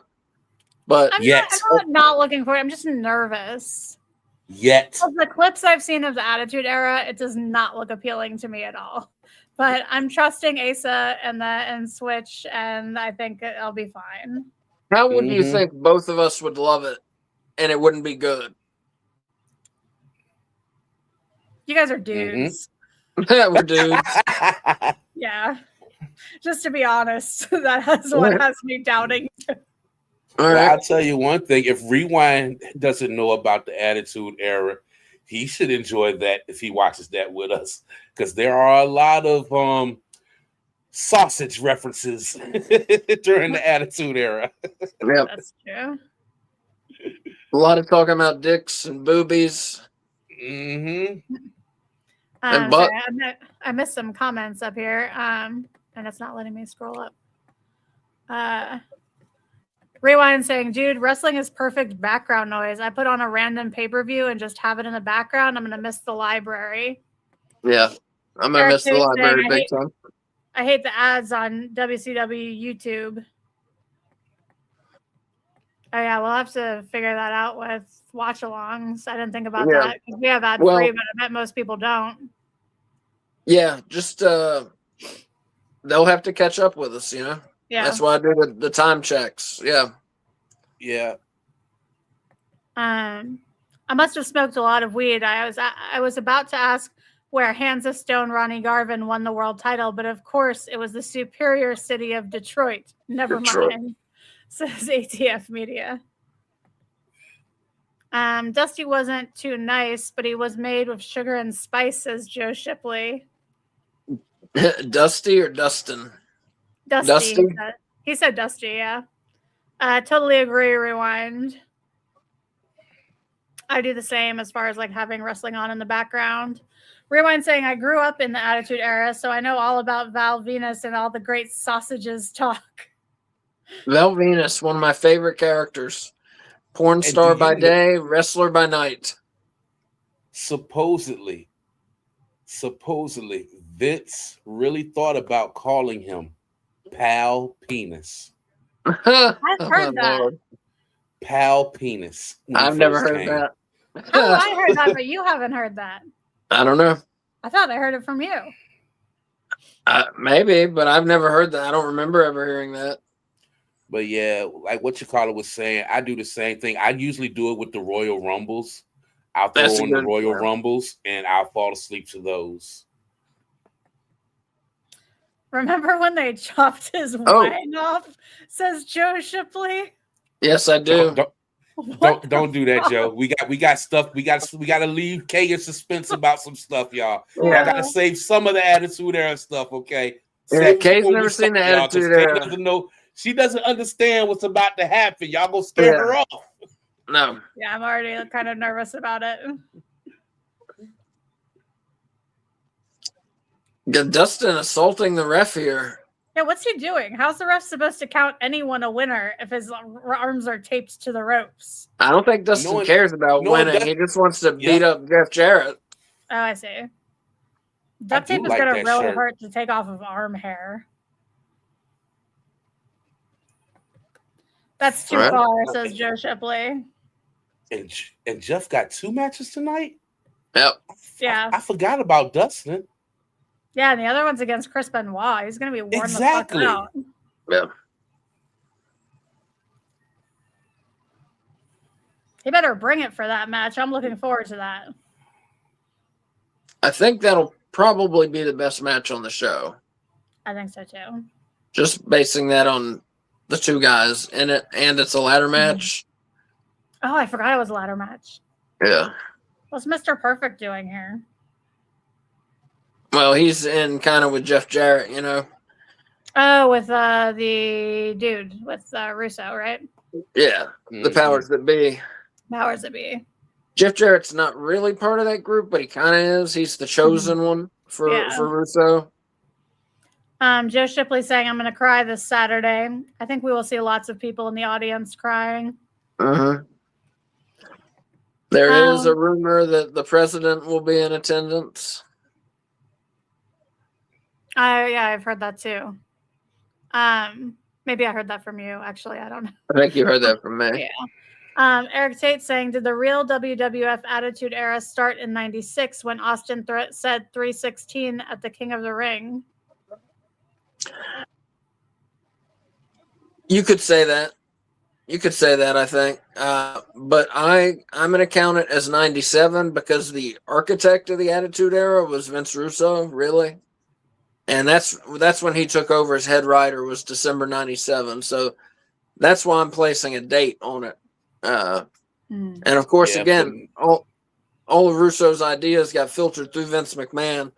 But Russo created a lot of those characters. He wrote what a lot of those characters were going to say and do. So that's why I say the Attitude Era started when Russo was made head writer. Yeah, if I had to give it a certain date, it would probably be, for me, the date after WrestleMania when Shawn lost to Stone Cold. Yeah, that was like a restart for the WWF. Big show. So Rewind saying that referee looked like me 2 Saturdays ago, just all duct taped up and ready to go. You know what I'm talking about, Asa. I know what you're talking about. The damn visuals.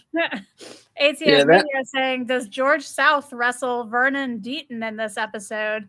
So George South lives near us, and he wrestles in the AML, which is the local wrestling company, indie wrestling company, and he's awesome.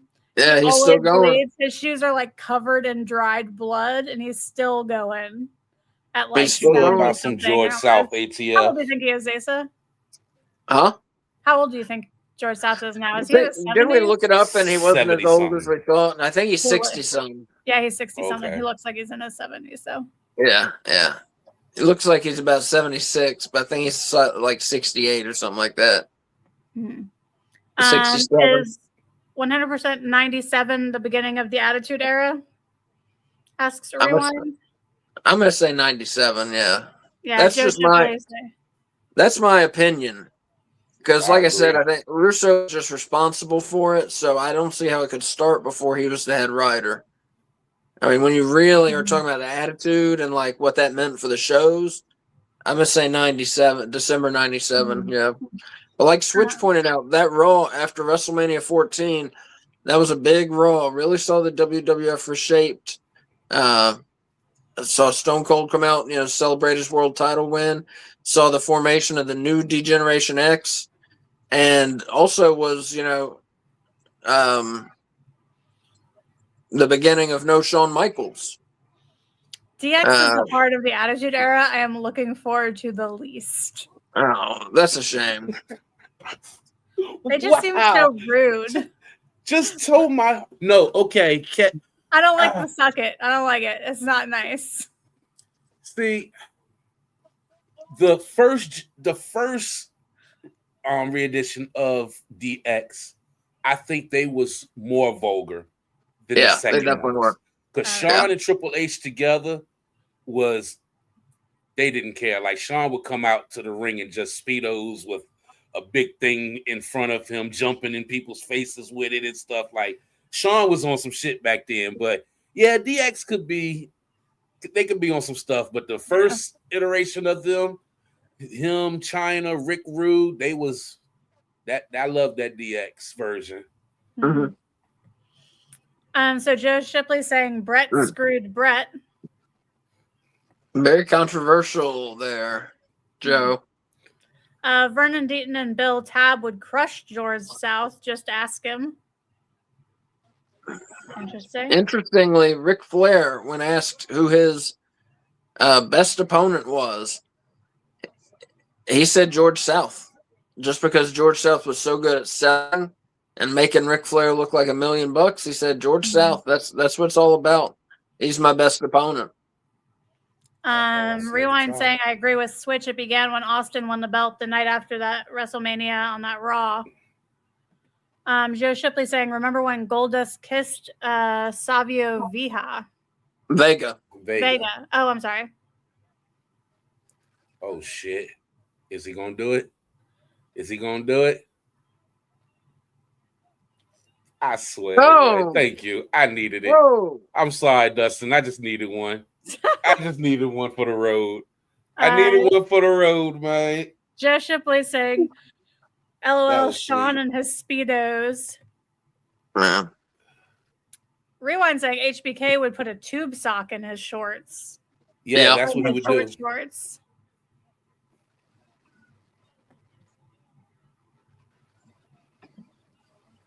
Joe Shipley saying, by God, that's George South. Uh-oh, who he got back there? Rewind, that was a hard headshot. The guitar didn't even break. Yeah. Yo, David has been That's so like awesome in severed, this fucking decapitated role. bear. He's still dragging it around for you, Switch. Oh, here we go. David Flair and DDP in the crowbar on a pole match. DDP. I am for DDP. I'm for DDP. I'm pretty much always for DDP. DDP having his 4th wedding anniversary today or sometime the next few days. Good for him. Well, congratulations to him. He seems very happy. What do you guys think of this show so far? I've enjoyed it. Yeah, me too. I've enjoyed it. That bunkhouse though, like if that was that good, imagine what he's gonna do with Chris Benoit in this in that match, man. Like even the Vampire in Oklahoma jump was funny to me. Just listen to Oklahoma give that commentator why he's fighting and shit. I love it.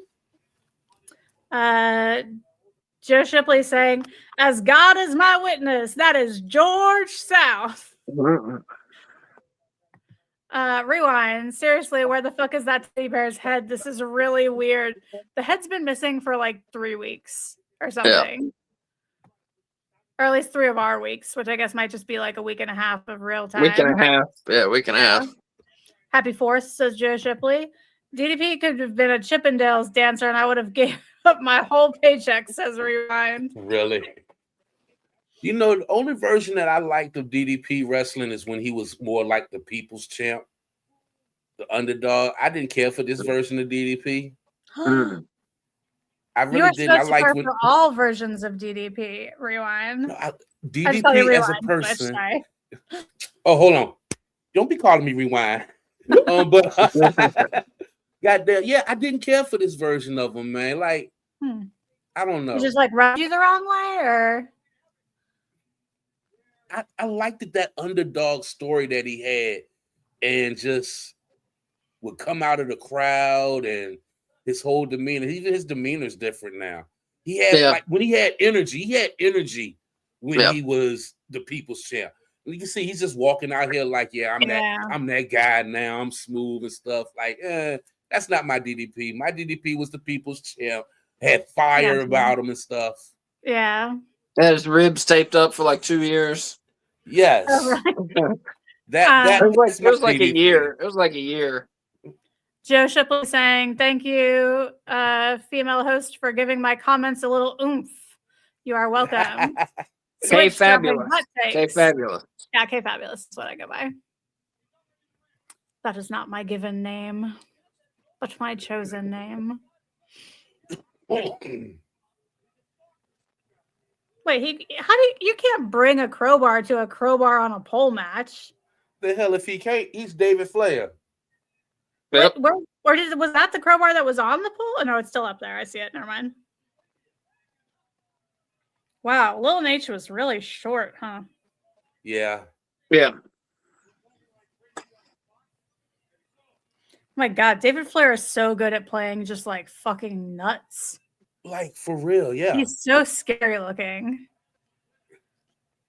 And I remember watching bits and pieces back then and not caring for it, but watching it at my age now, like I appreciate this shit.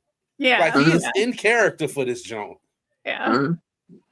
ATF Media saying Hands of Stone Ronnie Garvin could punch Diamond Page and turn him back into a lump of coal. It's just snap. It's a gold crowbar, okay? Big difference, says Rewind. Asa Joe's asking for a time check. Okay. We are at 1 hour, 36 minutes and 20 seconds. Okay, good. I was about to say, what a bunch of fucking bullshit.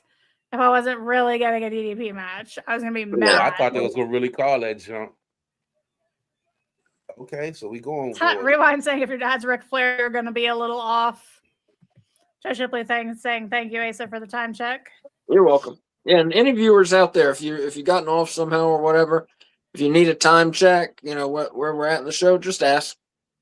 I'd be happy to tell you. Yeah, I think Joe was asking for a time check. Yeah, you gave him one. Oh, okay.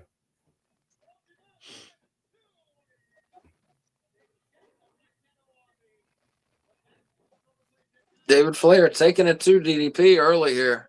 I also appreciate how David Flair looks like he just like wandered in from the street and like was like, yeah, I'm ready to fight, just like in his regular clothes. Yeah. Mm-hmm. Oh, he says he's gonna need a time check again in 2 seconds. Okay. Oh, he got ads. Yep. I'll go ahead and do it, I guess. Got 1 hour, 37 minutes, 41 seconds.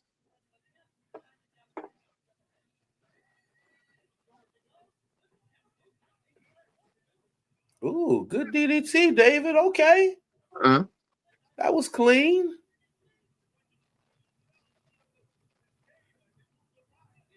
You know, you working with DDP. DDP can make a broom look good.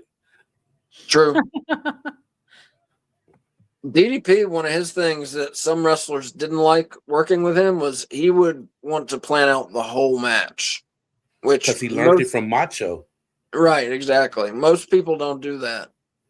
But DDP and Macho were very, very particular about how a match was going to go and plan the whole thing out. That's interesting. But look at it, like one of my favorite matches of all time when Macho fought Steamboat at that WrestleMania. Him and Steamboat planned out every single movement of that match. WrestleMania 3. But they do it like right, like it doesn't look coordinated. Like sometimes AEW, their matches seem like they've planned everything out because it looks too coordinated. You know? But the DDPs and matches didn't look like that. Joe Shipley saying, "Thank you, bro. This channel rules." Oh, thank you very much. Like us and subscribe and all that stuff. We appreciate it very much. Of shows every week. Also share. Let other people know what we're doing over here, you know. Yeah, we're doing this tonight. We're doing Dynamite tomorrow night. We do JCW Lunacy Thursdays. And Saturday night, we're watching WWE Saturday Night's main event, John Cena's last match. Yep. Good night. Good week of wrestling. We got the Continental Classic going on Wednesdays and Saturdays. Then we got, of course, Lunacy and Vince Russo and his shenanigans going on over there. It's lovely right now. Figure 4 locked in, y'all. And AEW Weekly will be back. It'll be back sometime by the end of January. AEW Weekly is returning. Eric Tate asking, was this the final pay-per-view for Bobby? Ooh, good question. That's a good question. I don't know. See if I can find that answer for you. Give me a second. Flair has the crowbar. Joe Shipley saying Macho got 2 great matches out of the Ultimate Warrior. Not many wrestlers could do that. Long love, Randy. Yeah, that WrestleMania 7 match. I think DDP won it. Yep. That WrestleMania 7 match between Savage and Warrior is a classic. That was probably the Ultimate Warrior's best match. So Rewind asking, if David Flair never retired, would he be a world champion right now? Would he be a major player in wrestling? That's a good question. Major player? I don't think so, but he could have had a career. When he came in, he was god awful. But he improved a lot in a short amount of time without having a ton of training. And so I think he could have had a career in it. But a world champion, I don't think so. It has to be so hard to live in his dad's shadow like that, you know? I'm sure. There goes Daphne. Is this her first appearance? I've not seen her. This is her first appearance in the arena, but remember they did do a video package when she sent the video in. Yeah. Daphne, she was good at her role too. Look at that. Look at that crazy ass. She was hot. Yeah. She's crazy. Like she's from The Craft. Yeah, kind of. Oh, I thought he was about to drop Charles. Oh, I thought he was. So too. yeah, Bobby Heenan's final pay-per-view was Greed in March of 2020. I said 2001. The pay-per-view Greed. I remember that. I think that was WCW's final pay-per-view, wasn't it? It could have been in 2001. I think it was. Rewind saying, when I was into women, Daphne was my type. Men are so much easier. Especially if you're going after a type like Daphne, I imagine. She crazy. All women are a little bit crazy. It's just like the extent and like when it comes out, when it gets unleashed. So Joe Shipley saying, I have to fast forward 10 seconds at a time. I'm up to 1 hour and 50 minutes. One more time check. 1 hour, 42 minutes, 51 seconds. It's okay. Just keep asking. It's fine. We want you to get caught up. Lex has also been another fun point for me for this Russo era. Lex has been killing it.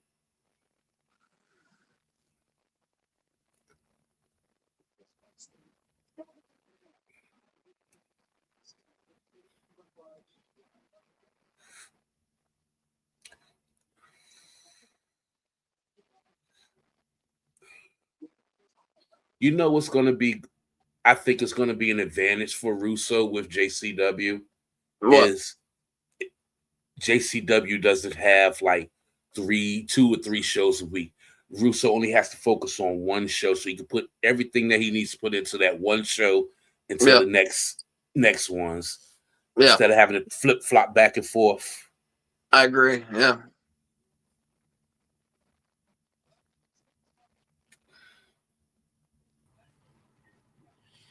The total package. Joe Shipley saying, I'm linked up. Nice. Rewind saying, I like crazy. Crazy equals good sex with both genders. Joe Shipley, Super Brawl Saturday. And Eric Tate saying WCW was going to have a pay-per-view. It was going to be called The Big Bang in 2001. It never happened. Yeah, Eric Bischoff had a group. I think they were called Fusint. I don't know if I'm pronouncing that right. F-U-S-I-N-T. And they were going to buy WCW and let it sit for a couple months and just reset everything and start it back over. And that's why they were going to call it The Big Bang. But that sale did not go through, and instead they sold it to Vince McMahon for like pennies, you know? That sucks. Yeah, that's Rewind saying that's a good point. Rewind saying that's a good point switch, but is Vince Russo gonna last more than a season or two? I believe so. I think so too. I think so. He seems to really be enjoying it. Yeah, and he, like I said, I think he's always had a good rapport with the Juggalos, guys, the Insane Clown Posse, or what you want to call them, and stuff. So I think he'll be around for a while. Plus, he seems to be. I mean, he seems to have free reign from what it seems like from watching the shows, which I think is where he thrives. You know. Mm-hmm. And remember, what you call it just got fired, so he's just a wrestler now. Mm-hmm. Violent, yeah, that's wild. That is wild. But imagine if they had gave Eric Bischoff that deal, even in, let's say 2016. Only reason he didn't take that deal because they wasn't gonna give him the TV rights with it. They was gonna give him the catalog, everything. Everything was gonna give him everything, but he didn't get the TV deal with it. He could have took it now and threw that shit on any goddamn social media, Jones, like a YouTube, like a TikTok, and we've been killing it, man. I believe. I think so. With no board of it, like he runs and owns that jump. So Joe Shipley saying he's the total package, talking about Lex Luger. Eric Tate asking, do you think we might see a WCW reboot someday? I hope not. I think it would be terrible if WWE does it. I don't think so. Okay. It's too pure for this world nowadays, you know? Its heart is too golden. If they could have pulled it off like maybe a couple of years after they closed down, yes. But being that it's been so long and all of the originals are basically older now, it's pointless to do it. ATF Media saying police who showed up at each of Tammy Sych's, I don't know how to say that name, car wrecks all assumed those cars were punched by hands of stone Ronnie Garvin. Tammy Lynn Fitch. Talking about Tammy what? Tammy Lynn Sonny. Oh, Sonny. If you listen to Pritchard, they almost bought WCW 4 months earlier than they originally did, but they had a contract with USA that complicated everything. WWE was always going to buy WCW no matter what. Interesting.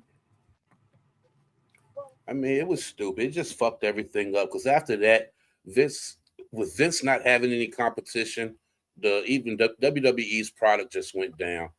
I think it's always good to have at least two promotions that are in like main spotlights. Yeah.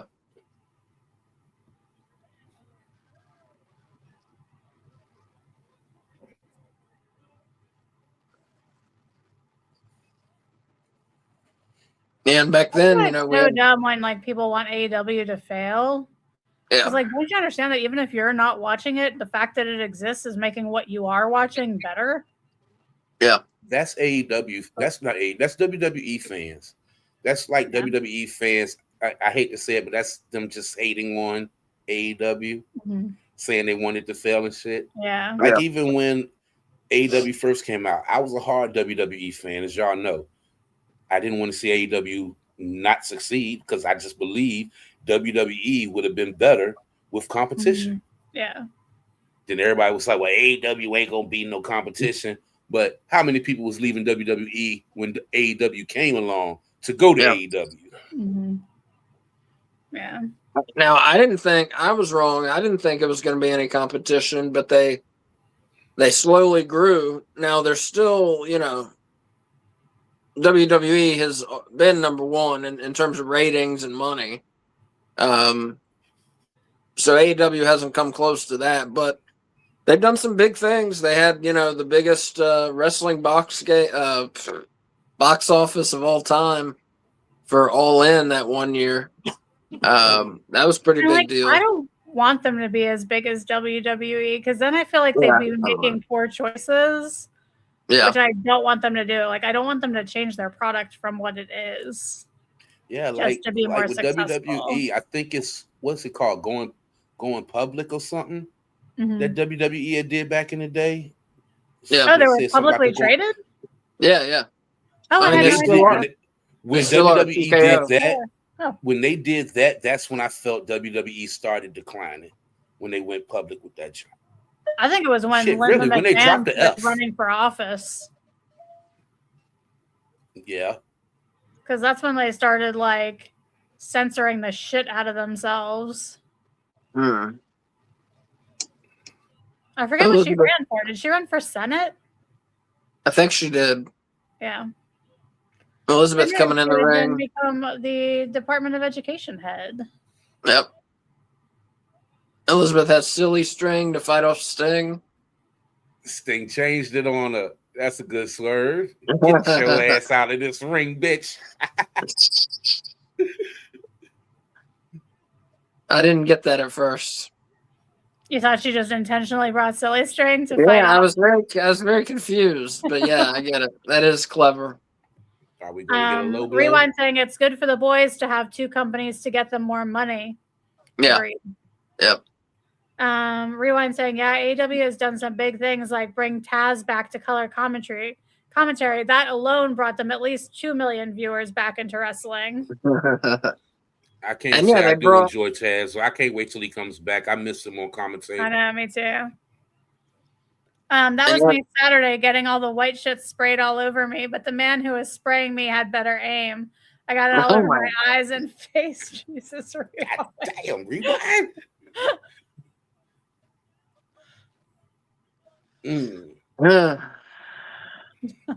Let's go.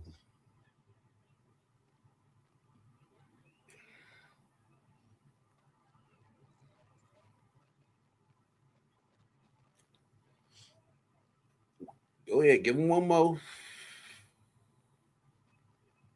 Stinger Splash. Did anyone hear how his son did at his first indie match? Went well, No, I I heard. haven't. Went well. Yeah, if you don't know what we're talking about, Sting's son, Stephen Borden, at his first indie match. I forget what company now, but supposedly went well, and he's going to do more. So That's very awesome. cool. Very cool. Entering wrestling sort of late in life to get a start, which is always interesting too, I think. Mm-hmm. Oh, shit. Oh, fuck. Shit. She smacked him in the face with that joke. Oh gosh. I hope that joke was padded. That joke had a sound to it. Oh my God.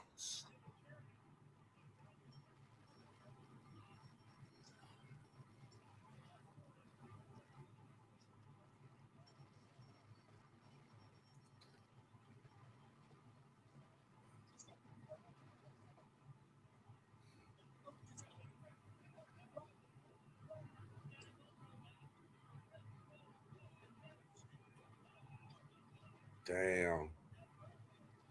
It looks like that hurts. Like, I'm telling you, the way he got hit with that bat, I hope that was a prop bat because he got, okay. Yeah, he got smacked in the face.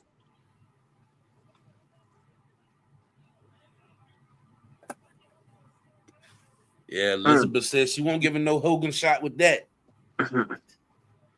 Eric Tate saying AEW will do a lot of taping in the UK next week. Oh, yes. Yep. Mm-hmm.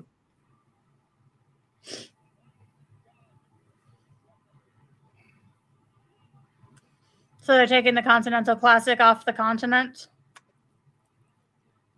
Yeah, I don't know what they're... Is the Continental Belt supposed to be for just this continent? Do we know? Or all the continents? It's called the Continental Classic. Is it just for all the continents? You're not the champion of the oceans? That is correct. Poseidon is the champion of the oceans. You're just the champion of the land. Yeah. No. The Mer people are the rulers of the ocean, Asa. Oh, I'm sorry. Obviously. And see, the world champion, you're champion of the oceans. AEW. That is one small complaint about AEW. Sometimes we do not know all the goddamn facts and backstories of certain belts. Like, yeah.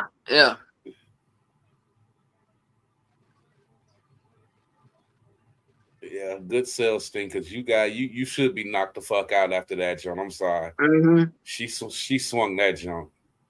ATF Media saying the Road Warriors were probably scared to death of Bill Lambier and Rick Mahorn. Rick Mahorn, yeah. Now that's a match I would have liked to have seen. 4 badasses.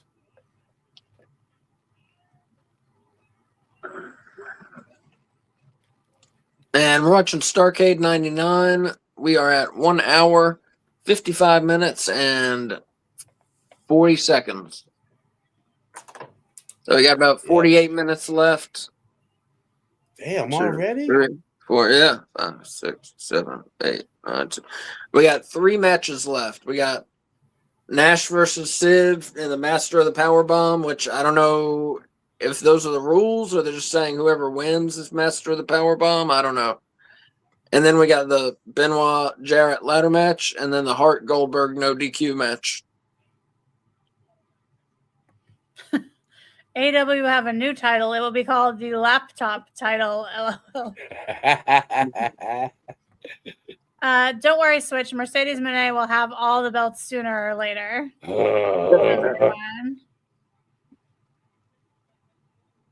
Well, she lost one on the Ring of Honor pay-per-view Final Battle. To Red Velvet. 4 days ago, yeah, to Red Velvet. She lost the Ring of Honor Women's TV title. There go our favorite, Kay. There you go. You see him? Mm-hmm. Yeah, oodles and noodles.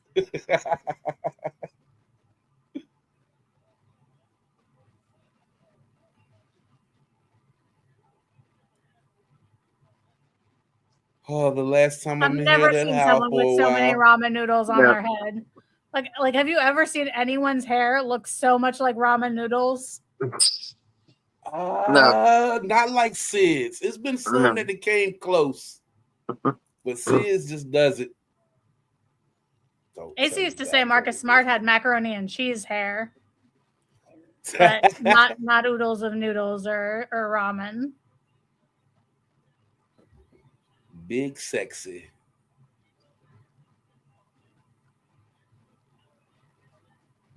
There you go, ATF. That should be your favorite coming out right there. Out of Detroit's own.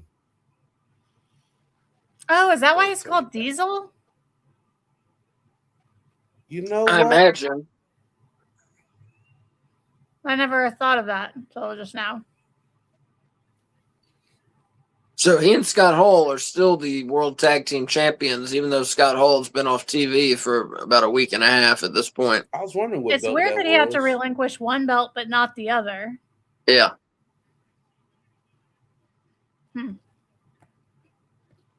I have more belts than she has. Laugh out loud. Says Eric Tate. That's pretty funny. Oh. Nash tells Sid to suck it. Switch, you said that's the last time you're going to hear that theme for a while? Yeah. That you got to get some you got to get some WCW watching in this month, man. Yeah, that's all I'll probably do, man. I did like that idea of doing the final Nitro. Yeah. Well, we'll be watching some WCW during the marathon charity watch along on December 20th. Sweet. Some WCW, WWF, ECW. ATF Media is saying I'm from 90 miles north of Detroit. I went to the same high school as the Steiners. Real name Rex Steiner? Reckensteiner. Rex Steiner. Many of my family members were in school with them. That's cool. Cool. Hall should have been WHC. World Heavyweight Champ. Yeah, so it took me a minute to put that together. No doubt. Especially in WWF, he should have been. He was so over as Razor Ramon. I think just his addictions, got the better of him and ruined his career because he could have and should have been a world champion. That's so sad. Yeah, it's very sad. He eventually got clean, though, didn't he? He did. But he had done a lot of damage to his body. Yeah. A lot of alcohol and pills. That's not a good combination. Yeah.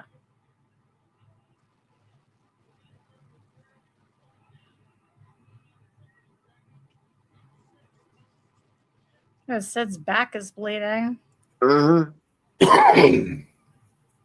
You need a knife? I didn't want to cut it. Marquise, I mean, I do have eggs. Yeah, a fork or something. A spoon. Not a knife? Something, nigga.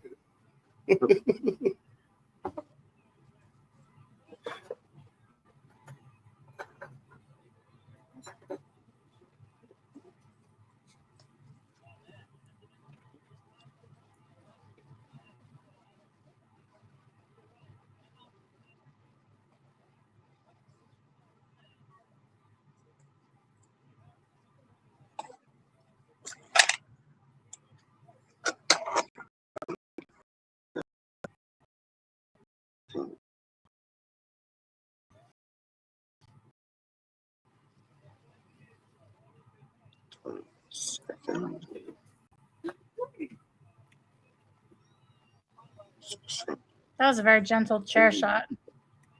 Mm-hmm. Ooh, snacking.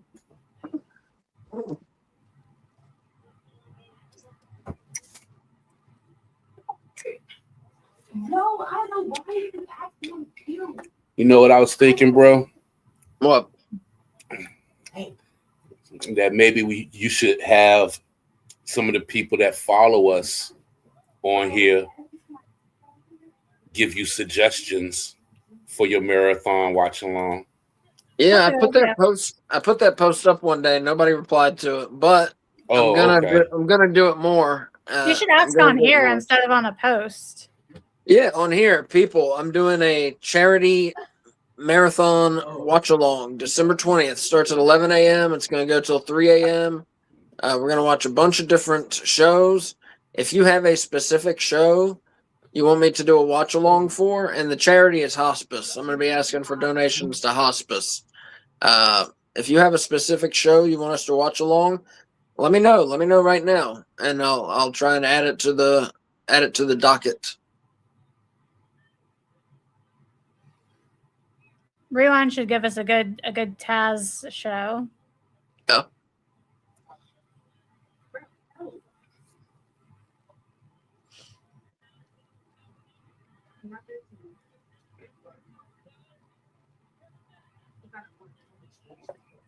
Kids, it's 10 o'clock. Y'all got a 2-hour delay tomorrow. Why ain't y'all sleep? Go They sleep. have a 2-hour delay tomorrow? They was out today, and they got 2 hours delay tomorrow. I had a 2-hour delay. And you got a field trip. Where are they going on a field trip? Somewhere fun? I think she's going to the Bird Theater to watch a play or a concert. ATF Media is saying Legends House. That's what Switch recommends that show. Okay, why not? Why not? Rewind is saying Heatwave 98, Taz versus Bam Bam Bigelow. Ooh, Heatwave. Okay. Oh, that is a good one. All right, I'm adding these to the list. There's a real list, people. So, for real, if you have recommendations of shows for us to watch, we will do a Legends House, but I meant more like events, pay-per-views and specific episodes of Raw and stuff like that. But we can do an episode of Legends House for sure. But that is Eric surely is one saying of the my last favorite. WWF Raw before the name change to WWE. Okay. Ooh.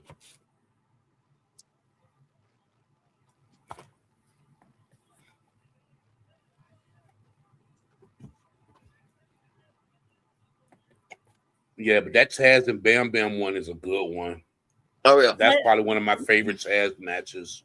Rewind saying Legends House gets weird with Pat Patterson and Piper, real awkward. Yeah, it does. How's it get awkward? Just the stuff they do. My favorite person on there was Oakland. Yeah, I bet. Mean Gene was my favorite. Wait, are they living in a house together? Yeah, almost on some real world type shit.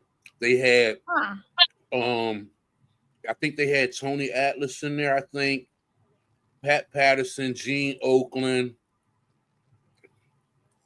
Can't remember who else. It's been so long since I've seen it, but it's like Piper's in there.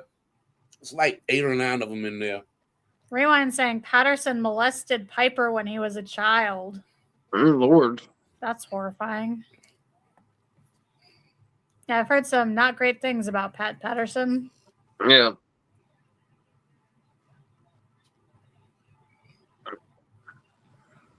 All right, what have you heard? That he was a child molester? Oh, yeah, I've heard things like that. Yeah, there's that whole WWF Ring Boy scandal in the 80s. Mm-hmm.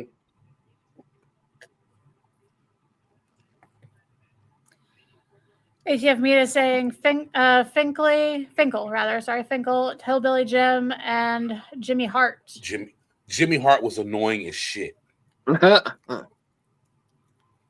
kind of seems like that he would be in real life. I couldn't. I love Jimmy Hart as a character, but as a person, I don't think I could be around him for a long period of time before he would start to irritate me.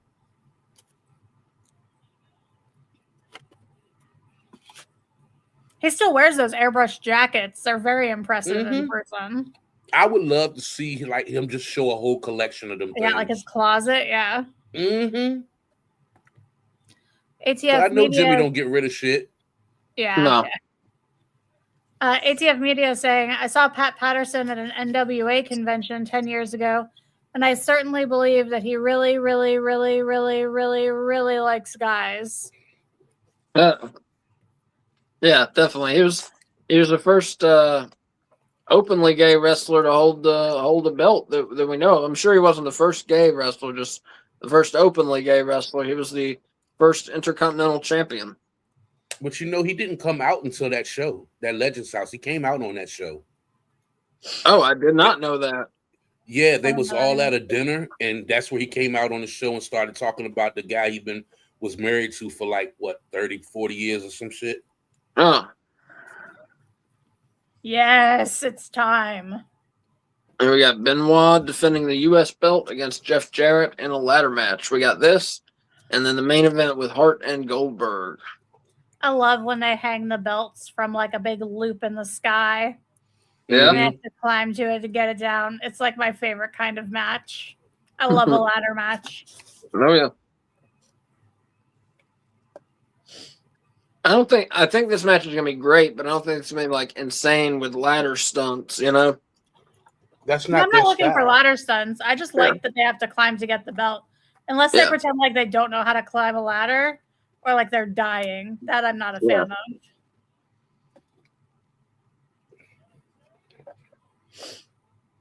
Yeah, Double J was putting in work back then. I don't care what anybody says.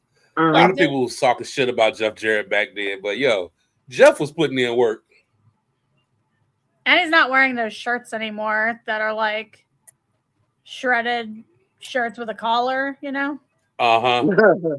I love those. Like ribbon shirts. Those. You love those? I love those. Oh, those are awful. I love the Jeff Jarrett WWF character. The country music playing. With the collar I don't mind that part. I just mind the shirts. Yeah, I love it. I love those. You're such a weirdo. He was one of my favorites when I was a kid, Jeff Jarrett. JEFF JARRETT. Double T. Jeff Jarrett. I had a student named Jarrett, and he wasn't named after Jeff Jarrett. Isn't that shocking? That is kind of weird. Yeah, I was like, I can name no other Jarretts. Well, there's Dale Jarrett, who was a champion NASCAR driver. I could not have named him. And I think his dad was Jerry Jarrett, I believe. I think he was also a NASCAR driver. Rewind. Oh, wait, no. Jerry Jarrett is fucking Jeff Jarrett's dad. Jeff Jarrett's dad. I'm sorry. Rewind saying, what the fuck is Pat Patterson doing at an NWA event when he is WWE through thick and thin? He was Vince's right-hand man. Yeah. He got let go and bought back a couple of times, so they got to make money. Joe Shipley saying, you have half the brain that I do. He's referring to Sid when Sid had said that to Kevin Nash and Hall, sounding stupid. You have half the brain. Ned Jarrett was Dale's dad. Jason is Dale's son. Valerie Jarrett was on ABC News. There you go. Thank you, Ned Jarrett.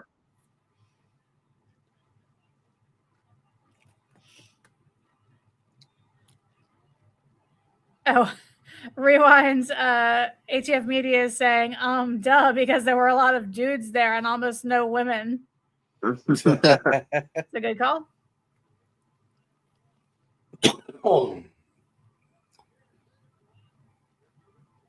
Ned Earnhardt, says Joe Shipley. That's a hefty ladder right there, too. Mm-hmm. Yeah, that's not the kind that's going to fold in half when you land on it. Mm-mm.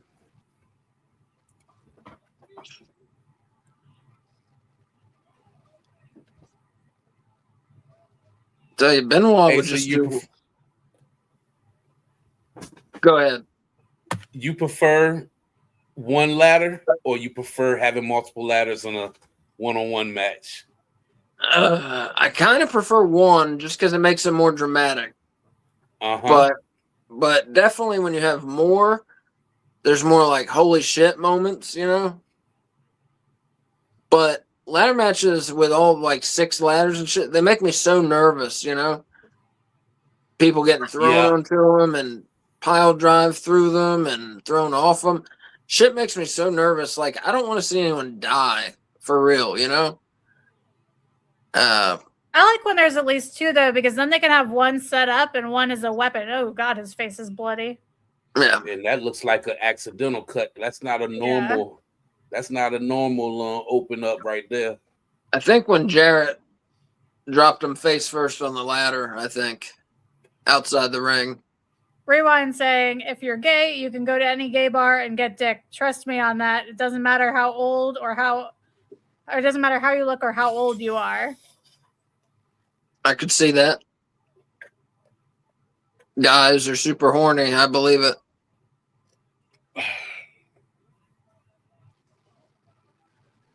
Women are horny too, just in different ways than guys.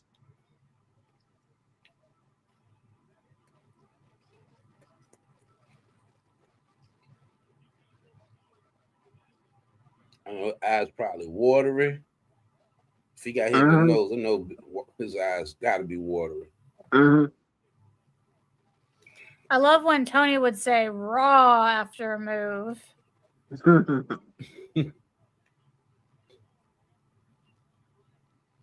Or that more like raw.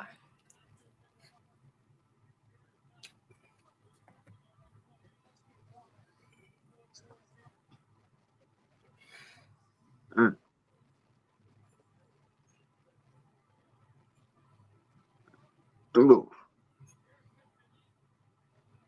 Ooh. And this is Jarrett's second time working tonight. Ooh. Ooh. Oh my god. Oh my god. Okay. Oh. I like. No. Ooh. Yeah, that Russian leg sweep was pretty sick there. Mm-hmm. Rewind saying women close their eyes when they're having sex. Men open their eyes when they're having sex. 2 genders are wired different.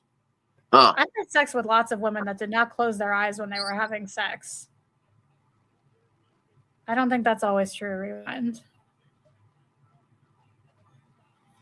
Rewind saying good match so far. Oh yeah, yes, definitely. It has been. I don't close my eyes when I have sex. That's because you're a dude. He says dudes leave their eyes open. Oh, dudes don't. Yeah, okay. Yeah. Dudes leave their eyes open, yeah, and women shut them. I do both. I don't think that's always true. Yeah, that's what I'm saying. It's not always true. Yeah. Remember the end of 96 Bash at the Beach? Tony, go straight to hell. Hulk Hogan, straight to hell. Oh, yeah. I love that sign off. Oh, that was dangerous. Wait, Jarrett's not look good. Oh, yeah. Oh, they all giving it. They just wanted to prove that what Asa said was wrong, that just because it has only one ladder doesn't mean it's less dangerous than multiple ladder matches. Yeah. And Rewind saying good match so far. Definitely has been. It's been a good pay-per-view, but very uneven. Like we'll have a really good match and then like a so-so match, you know? Yeah. But for as many matches as we have on here, you would expect that. Yeah, true. Most of them have been good. Not great, but good. But the storylines, that's what a lot of it is about, Like there's no storyline here really because this match was just made this night.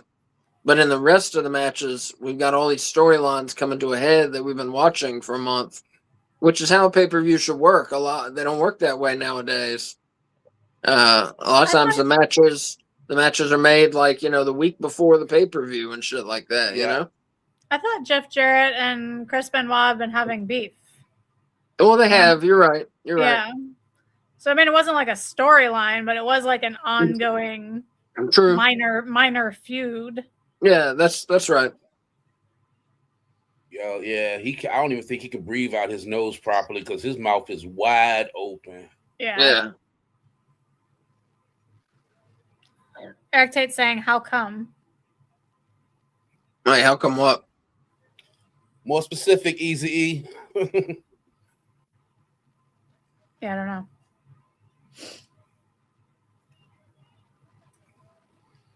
I think maybe he was talking about what you said about the storylines or something.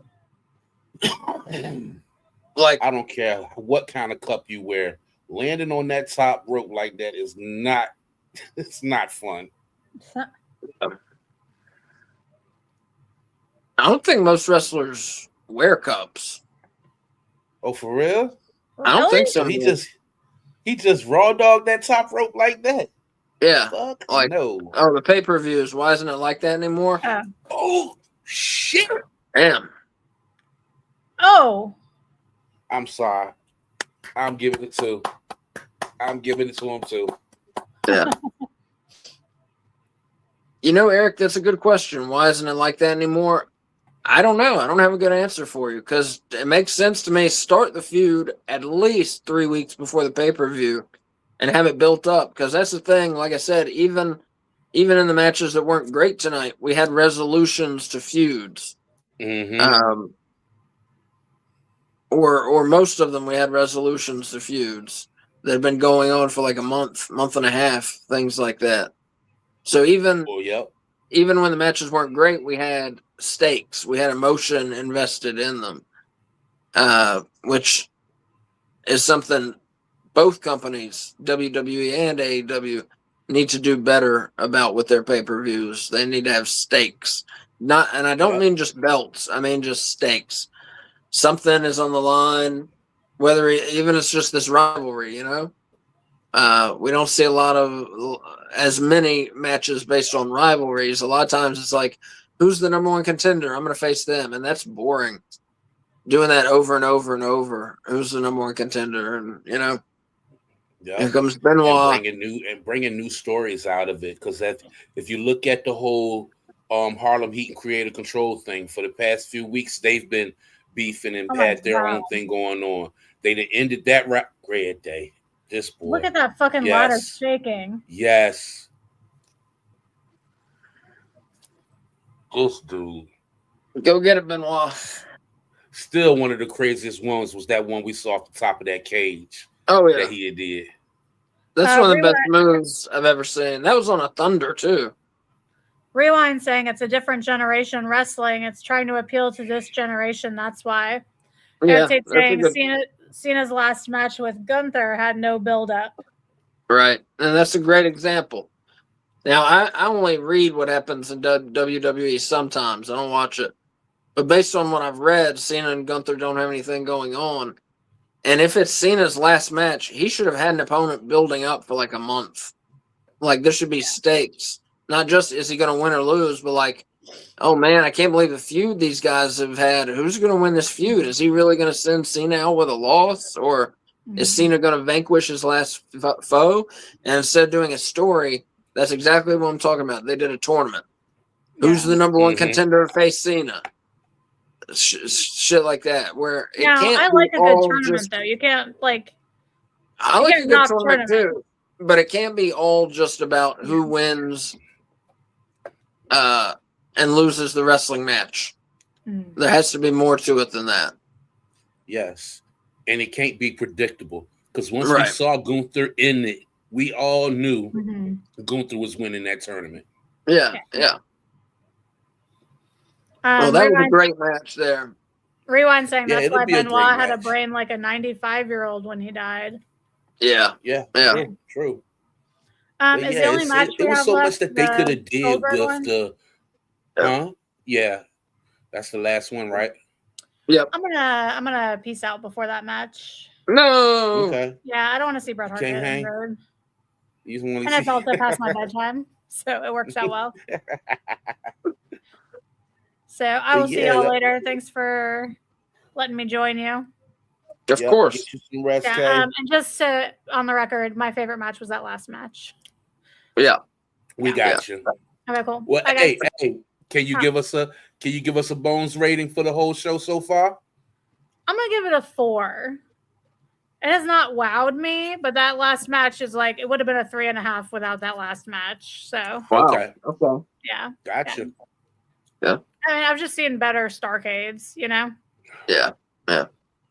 All right, I'll see you guys later. Love you. All right, sis. Love you. Bye. Bye. Switch, can you handle the chat, please? Yes, sir. I got you. Yeah, thank you. Because on my phone, I think I've told you before, it's like that big on my phone. I Super can't like small. scroll and shit. But yeah, everybody, we are to the main event now. Bret Hart defends the world title against Goldberg in a no DQ match. And this is the infamous match where Goldberg kicks Bret Hart as hard as he can in the head accidentally and gives him the first of several concussions that ended Hart's career. Yeah. Joe Shipley saying, great show, guys. We appreciate it, man. Thanks for joining us, yo. Yeah. We're not done yet. We got one more match. We got one more match to go, man, and it's an important historic match, man. Mm-hmm. I still feel like a lot of people are back and forth on it. Oh, Goldberg did that on purpose. I honestly do not believe Goldberg did that on purpose. No way. No. I don't think he's that kind of person. No way. You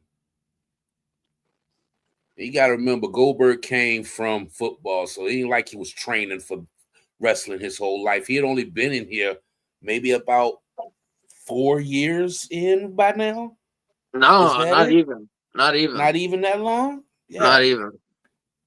Like Joe Shipley saying at least Bret got over it. Oh, never mind. Yeah, you know he didn't. And Brian saying, "What's the match of the night for you guys so far?" So, Brian, if this is your first time being here, when the pay-per-view goes off or any show we do go off, we do our ratings for the show, top match, worst match. So stick around for the end, and we're gonna give you all of that, man. And Ace will explain how that goes and whatnot for us, okay? Yeah, we'll do. Rewind's also saying Goldberg said Bret should have saw it coming and got the fuck over it. He said he didn't mean to do it, but Bret needs to get the fuck over it. Bret does need to get over it. I mean, because like I said, it was obviously an accident. Yeah. Brian said, good looking out, Switch. I'll be sticking around. Yeah, please do. After the show goes off, we'll probably be with you maybe 5 or 10 minutes. We'll let you know what we got coming up, and then we'll end it for the night. You know, ATF Media saying, when do you have the $100,000 giveaway? Well, see, we need y'all help for that. If y'all take this channel on YouTube and subscribe and pass it around and get more people to subscribe, we can start getting monetized for this, okay? So take this link and share it to anybody. It don't take much for people just to hit that subscribe. I don't care if they just subscribe and don't watch no more, you know, subscribe. Let's get those numbers up on the subscribe for the No Bones About Wrestling on YouTube. So make sure y'all share this link on all y'all social medias. You know y'all got it. But yeah, so at the end of the night, go ahead. At the end of the night, we rate each match. We go from 0 bones, which is terrible, to 5 bones, which is amazing. We rate each match, and then like Switch said, we do best match. Each of us rates the matches, and then each of us will give our best match, worst match, and rating for the show as a whole. That's how we end all of our shows. And No Bones About Wrestling. That's why we have the bone ratings instead of stars. I love it. We got Rewind saying Bret's brother Owen Hart almost paralyzed Austin and broke his neck, and Austin got over it. Austin didn't get over it until Owen passed away. But on Austin's behalf, Owen never really called and apologized from what Austin was saying. Wow, I didn't know that. Yeah, that's what Austin was really mad about. He never really apologized to him, which I couldn't see Owen being like that, because everybody said like Owen was he was a jokester, but everybody said he had a good heart about him. I couldn't see him not trying to reach out to Austin, but you know, it's always two sides to every story. Right. Eric said my cold is over now. Well, that's good. Nice. Good, Eric. Brian said Brett got over it until that Saudi Arabia money started rolling in and Goldberg kept getting big returns while Brett was stuck in forced retirement. That's low, but yeah, I mean, yeah, I can see that. But there's other stuff that Brett could do if he would stop talking so much. He could still be part of a company because he still has a good wrestling mind. I'm not saying he would want to be, but it's ways for Brett to still get paid because he's still highly respected as a good wrestling mind. You know what I'm saying? Mm-hmm. He could be a great announcer for someone if he could get over some of his shit. You know, he's always talking shit, and now it's his right, whatever. But he's always talking shit about like the new generation of wrestlers and stuff, you know? Mm-hmm. Which some of it he's right about and some of it he's wrong about. But I could see him being a good announcer if he would not be quite so negative, you know. You'll notice here on our show, we really are not negative. We really try and stick with the positives of things because everybody on the damn internet's complaining about everything. I think people get sick of hearing that. So we try and keep it positive here as much as we can. We're looking for the good. I mean, this is supposed to be fun. You know what I mean? We're looking for the fun in it. We're not looking for stuff to complain about. He didn't breathe the smoke. But he stood in it. I love that entrance. So yeah, we got ATF in here saying I think it would help if you feature Hands of Stone, Ronnie Garvin, or busty chicks who can lick their own nips. Either would help. Lord Jesus. Rewind saying I also think Brett's jealous because HBK and McMahon were fucking and they never invited him into their circle. Hey, my Lord. Brett had Sonny. Brett wasn't worried about it. I think Brett had Sonny on the low. That's just what I think. That's what I think. ATF says, pay attention. The black dude almost lit himself on fire. I did see that. I didn't see that. Yeah. Oh, man. I tell you, this nicotine gum is not the same as smoking, but I'm sorry, bro, but I'm proud. It's all right. It's all right. It's gonna be tough for a minute, but I'm getting there. I already quit smoking, so just trying to stick with it. All I have to do is not go buy cigarettes, so I can do that. Mm-hmm. Think of the money you're saving, man. Yeah.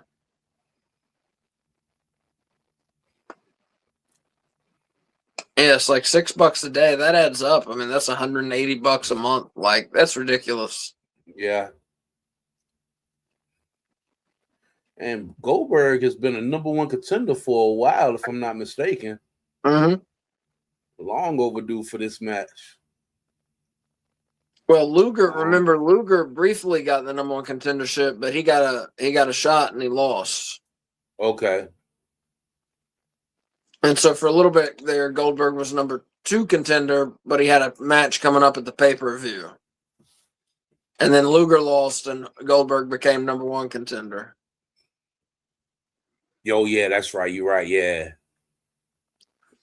Rewind saying Sonny said the best she's ever had and no one will ever come close was HBK. Another reason for Brett to be jealous. Lord, that is probably a big reason.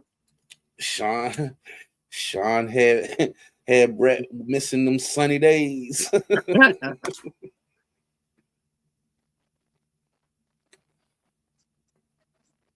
I'm not going to shit on Brett because, like I said, Brett was a strong #2 favorite of mine behind Sean back then.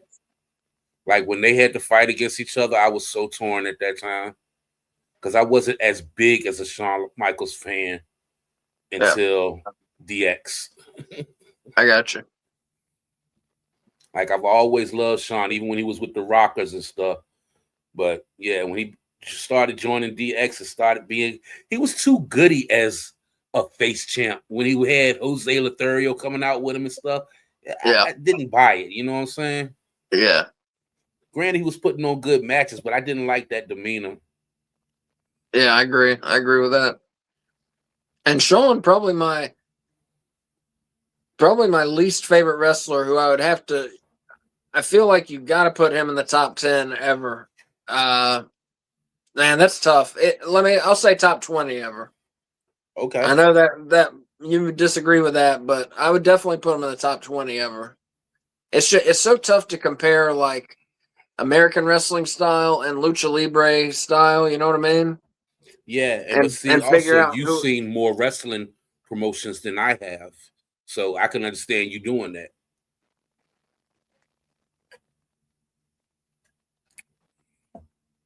Gosh, the strength of Goldberg was ridiculous. Mm-hmm. Rewind said, I was never a Brett fan ever as an adult. Going back and watching his matches, he can wrestle, but I still wasn't a fan of his. Oh, yeah, Brett could go in the ring. Mm-hmm. He damn sure enough could. And Brian saying, which Bret Hart dream match would you rather see? Bret versus Rey Mysterio, Bret versus RVD, Bret versus Regal, Bret versus Angle, or Bret versus Danielson? Damn. Good choices. Damn, Brian. Good choices. I'd say Brett and RVD, man. That would just be phenomenal. I mean, they're like my second and third favorite wrestlers, so I think their styles would mesh well. Because RVD can do technical too. Yeah, he can.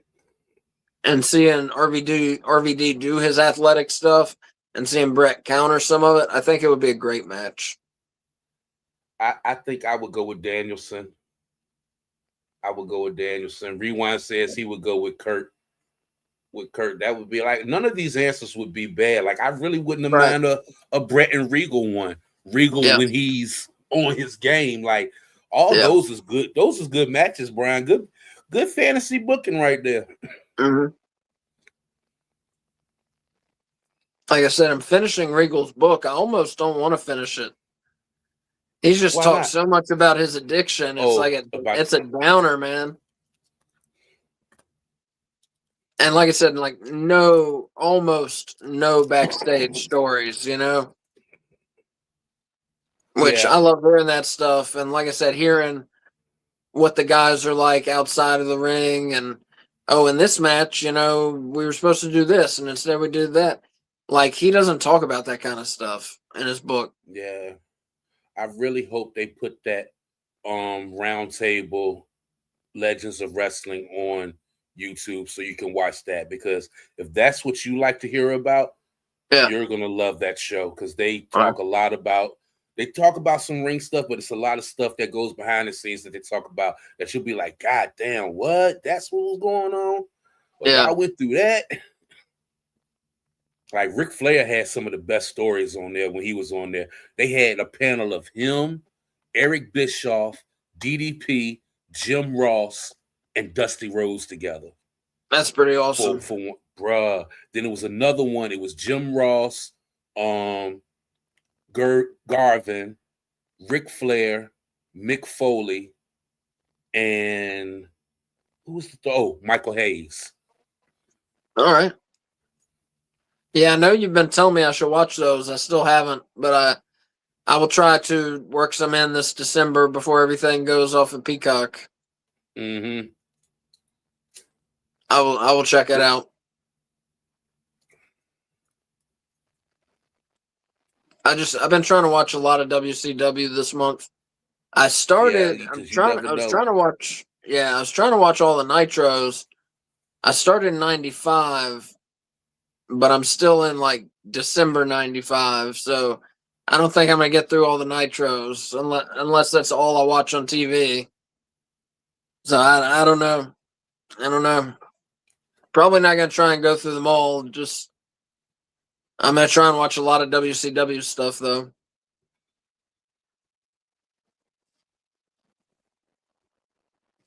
Bret Hart going for the figure four. Oh yeah.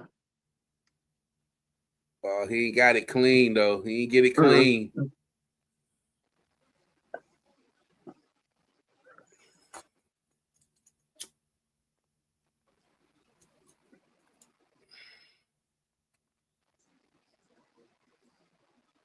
Rewind said Brett would never wrestle RVD. He would say he's too dangerous or some other bullshit. You're probably right. ATL said, did you know Steven Regal didn't own the Regal Beagle? The Regal Beagle? What the hell is that? What the fuck is that? I don't know what that is.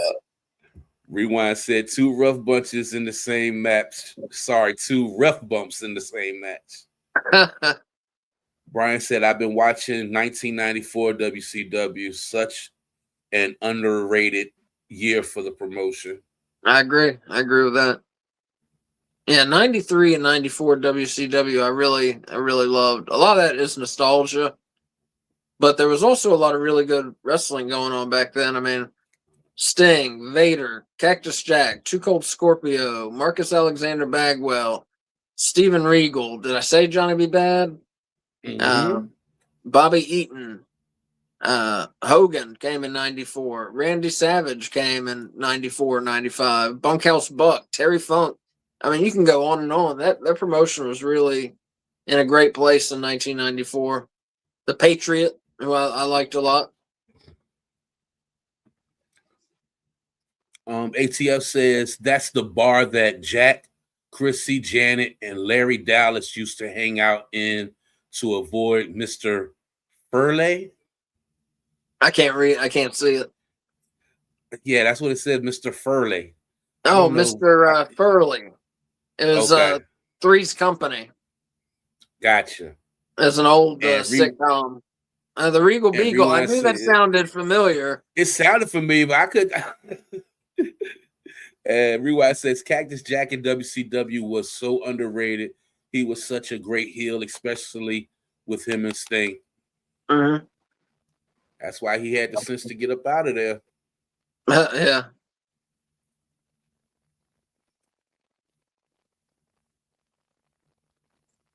I can't remember if Cactus got fired or if he just left. I feel like he got fired. Either. I feel like he got fired. I'm not sure though. I don't know. But he went to ECW after that and then to WWF. 94, that would have been Bischoff in charge, so that would have been his calling if he fired him, right? If he got fired, right? Yeah.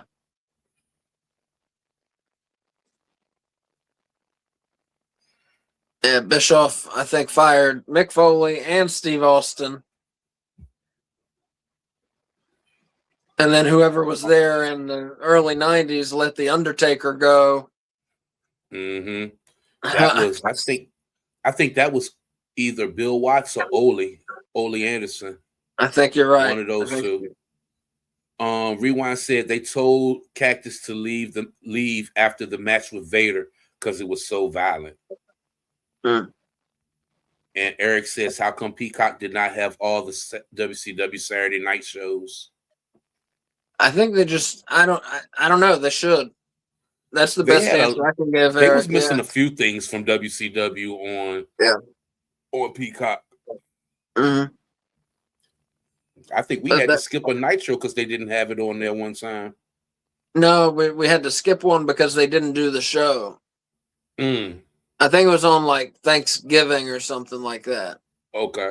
Where they didn't do a show. They didn't do a Thunder.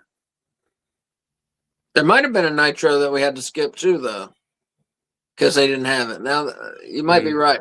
You might be right. They got Bret Hart still taking the legs of Goldberg. Working on that, working on that leg. Mm-hmm. Goldberg had some big-ass thighs, though, man. I know. I was just noticing that.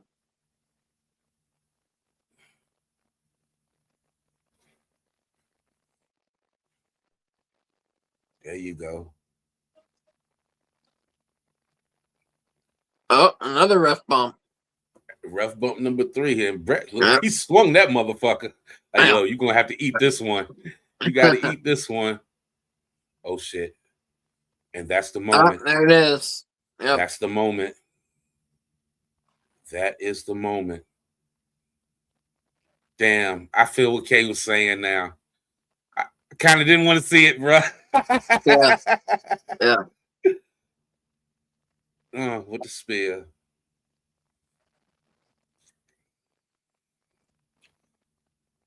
Rewind saying they're starting to put them on YouTube, especially the ones that aren't on Peacock, the Saturday night's WCW card.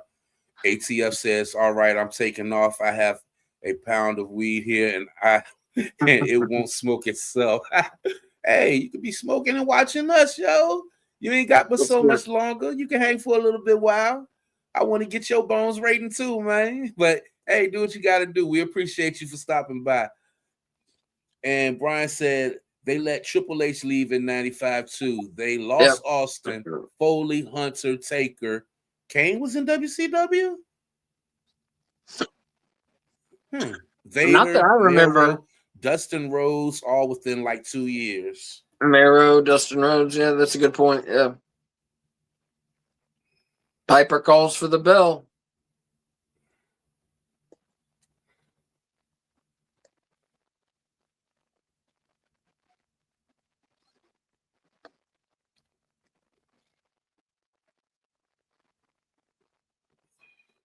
Piper calls for the bell and then leaves with the belt. And supposedly they're like distant cousins or some shit. Him and Bret Hart. Piper and Bret Hart. I know that.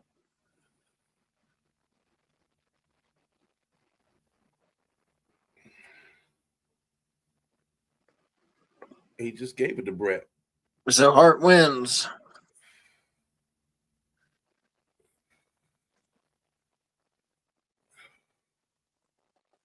Goldberg said, you got to be kidding me.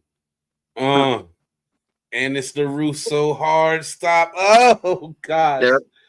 Damn it. And that's it for us with the Russo WCW era, bruh. Yep. So Tuesday Night Russo is continuing, but starting next week, we're going to be in the Attitude Era. It's always Tuesdays, 7:55. And next week, we're going to be watching WWF Raw is War, December 22nd, 1997, starting with the Attitude Era. So let's do our thing for this show. We rate all the matches in bones. 0 is terrible. 5 bones is awesome. All right. Opener was we saw the Mamalukes beat Disco Inferno and Lash LaRue. I gave that 4.5 bones. I gave that 4.5 too. That was a good opening. Much better than what I thought it was going to be. Me too. Very good match. Next up, we saw Medusa win the Cruiserweight title from Evan Courageous after Spice hit Courageous in the dick. I gave that 2.5 bones. I also gave that 2.5 bones. Hardcore title match. The champion, Norman Smiley, retained over Ming after Ming was attacked by Fit Finlay and Brian Knobbs. I gave that 3 bones out of 5. You better have gave it 3 bones. I gave it 3 bones too. Entertaining. Yeah, entertaining. Then we saw the Revolution. They beat Hacksaw Jim Duggan and the Varsity Club when the Varsity Club turned on Hacksaw Jim Duggan. I gave that 2 bones. I gave it 2.5 bones. Didn't really make a lot of sense to me, you know? It didn't, man. And I really wanted to see some action with the Varsity Club and the Revolution. Yeah, me too. Could have been a really good match. Yeah.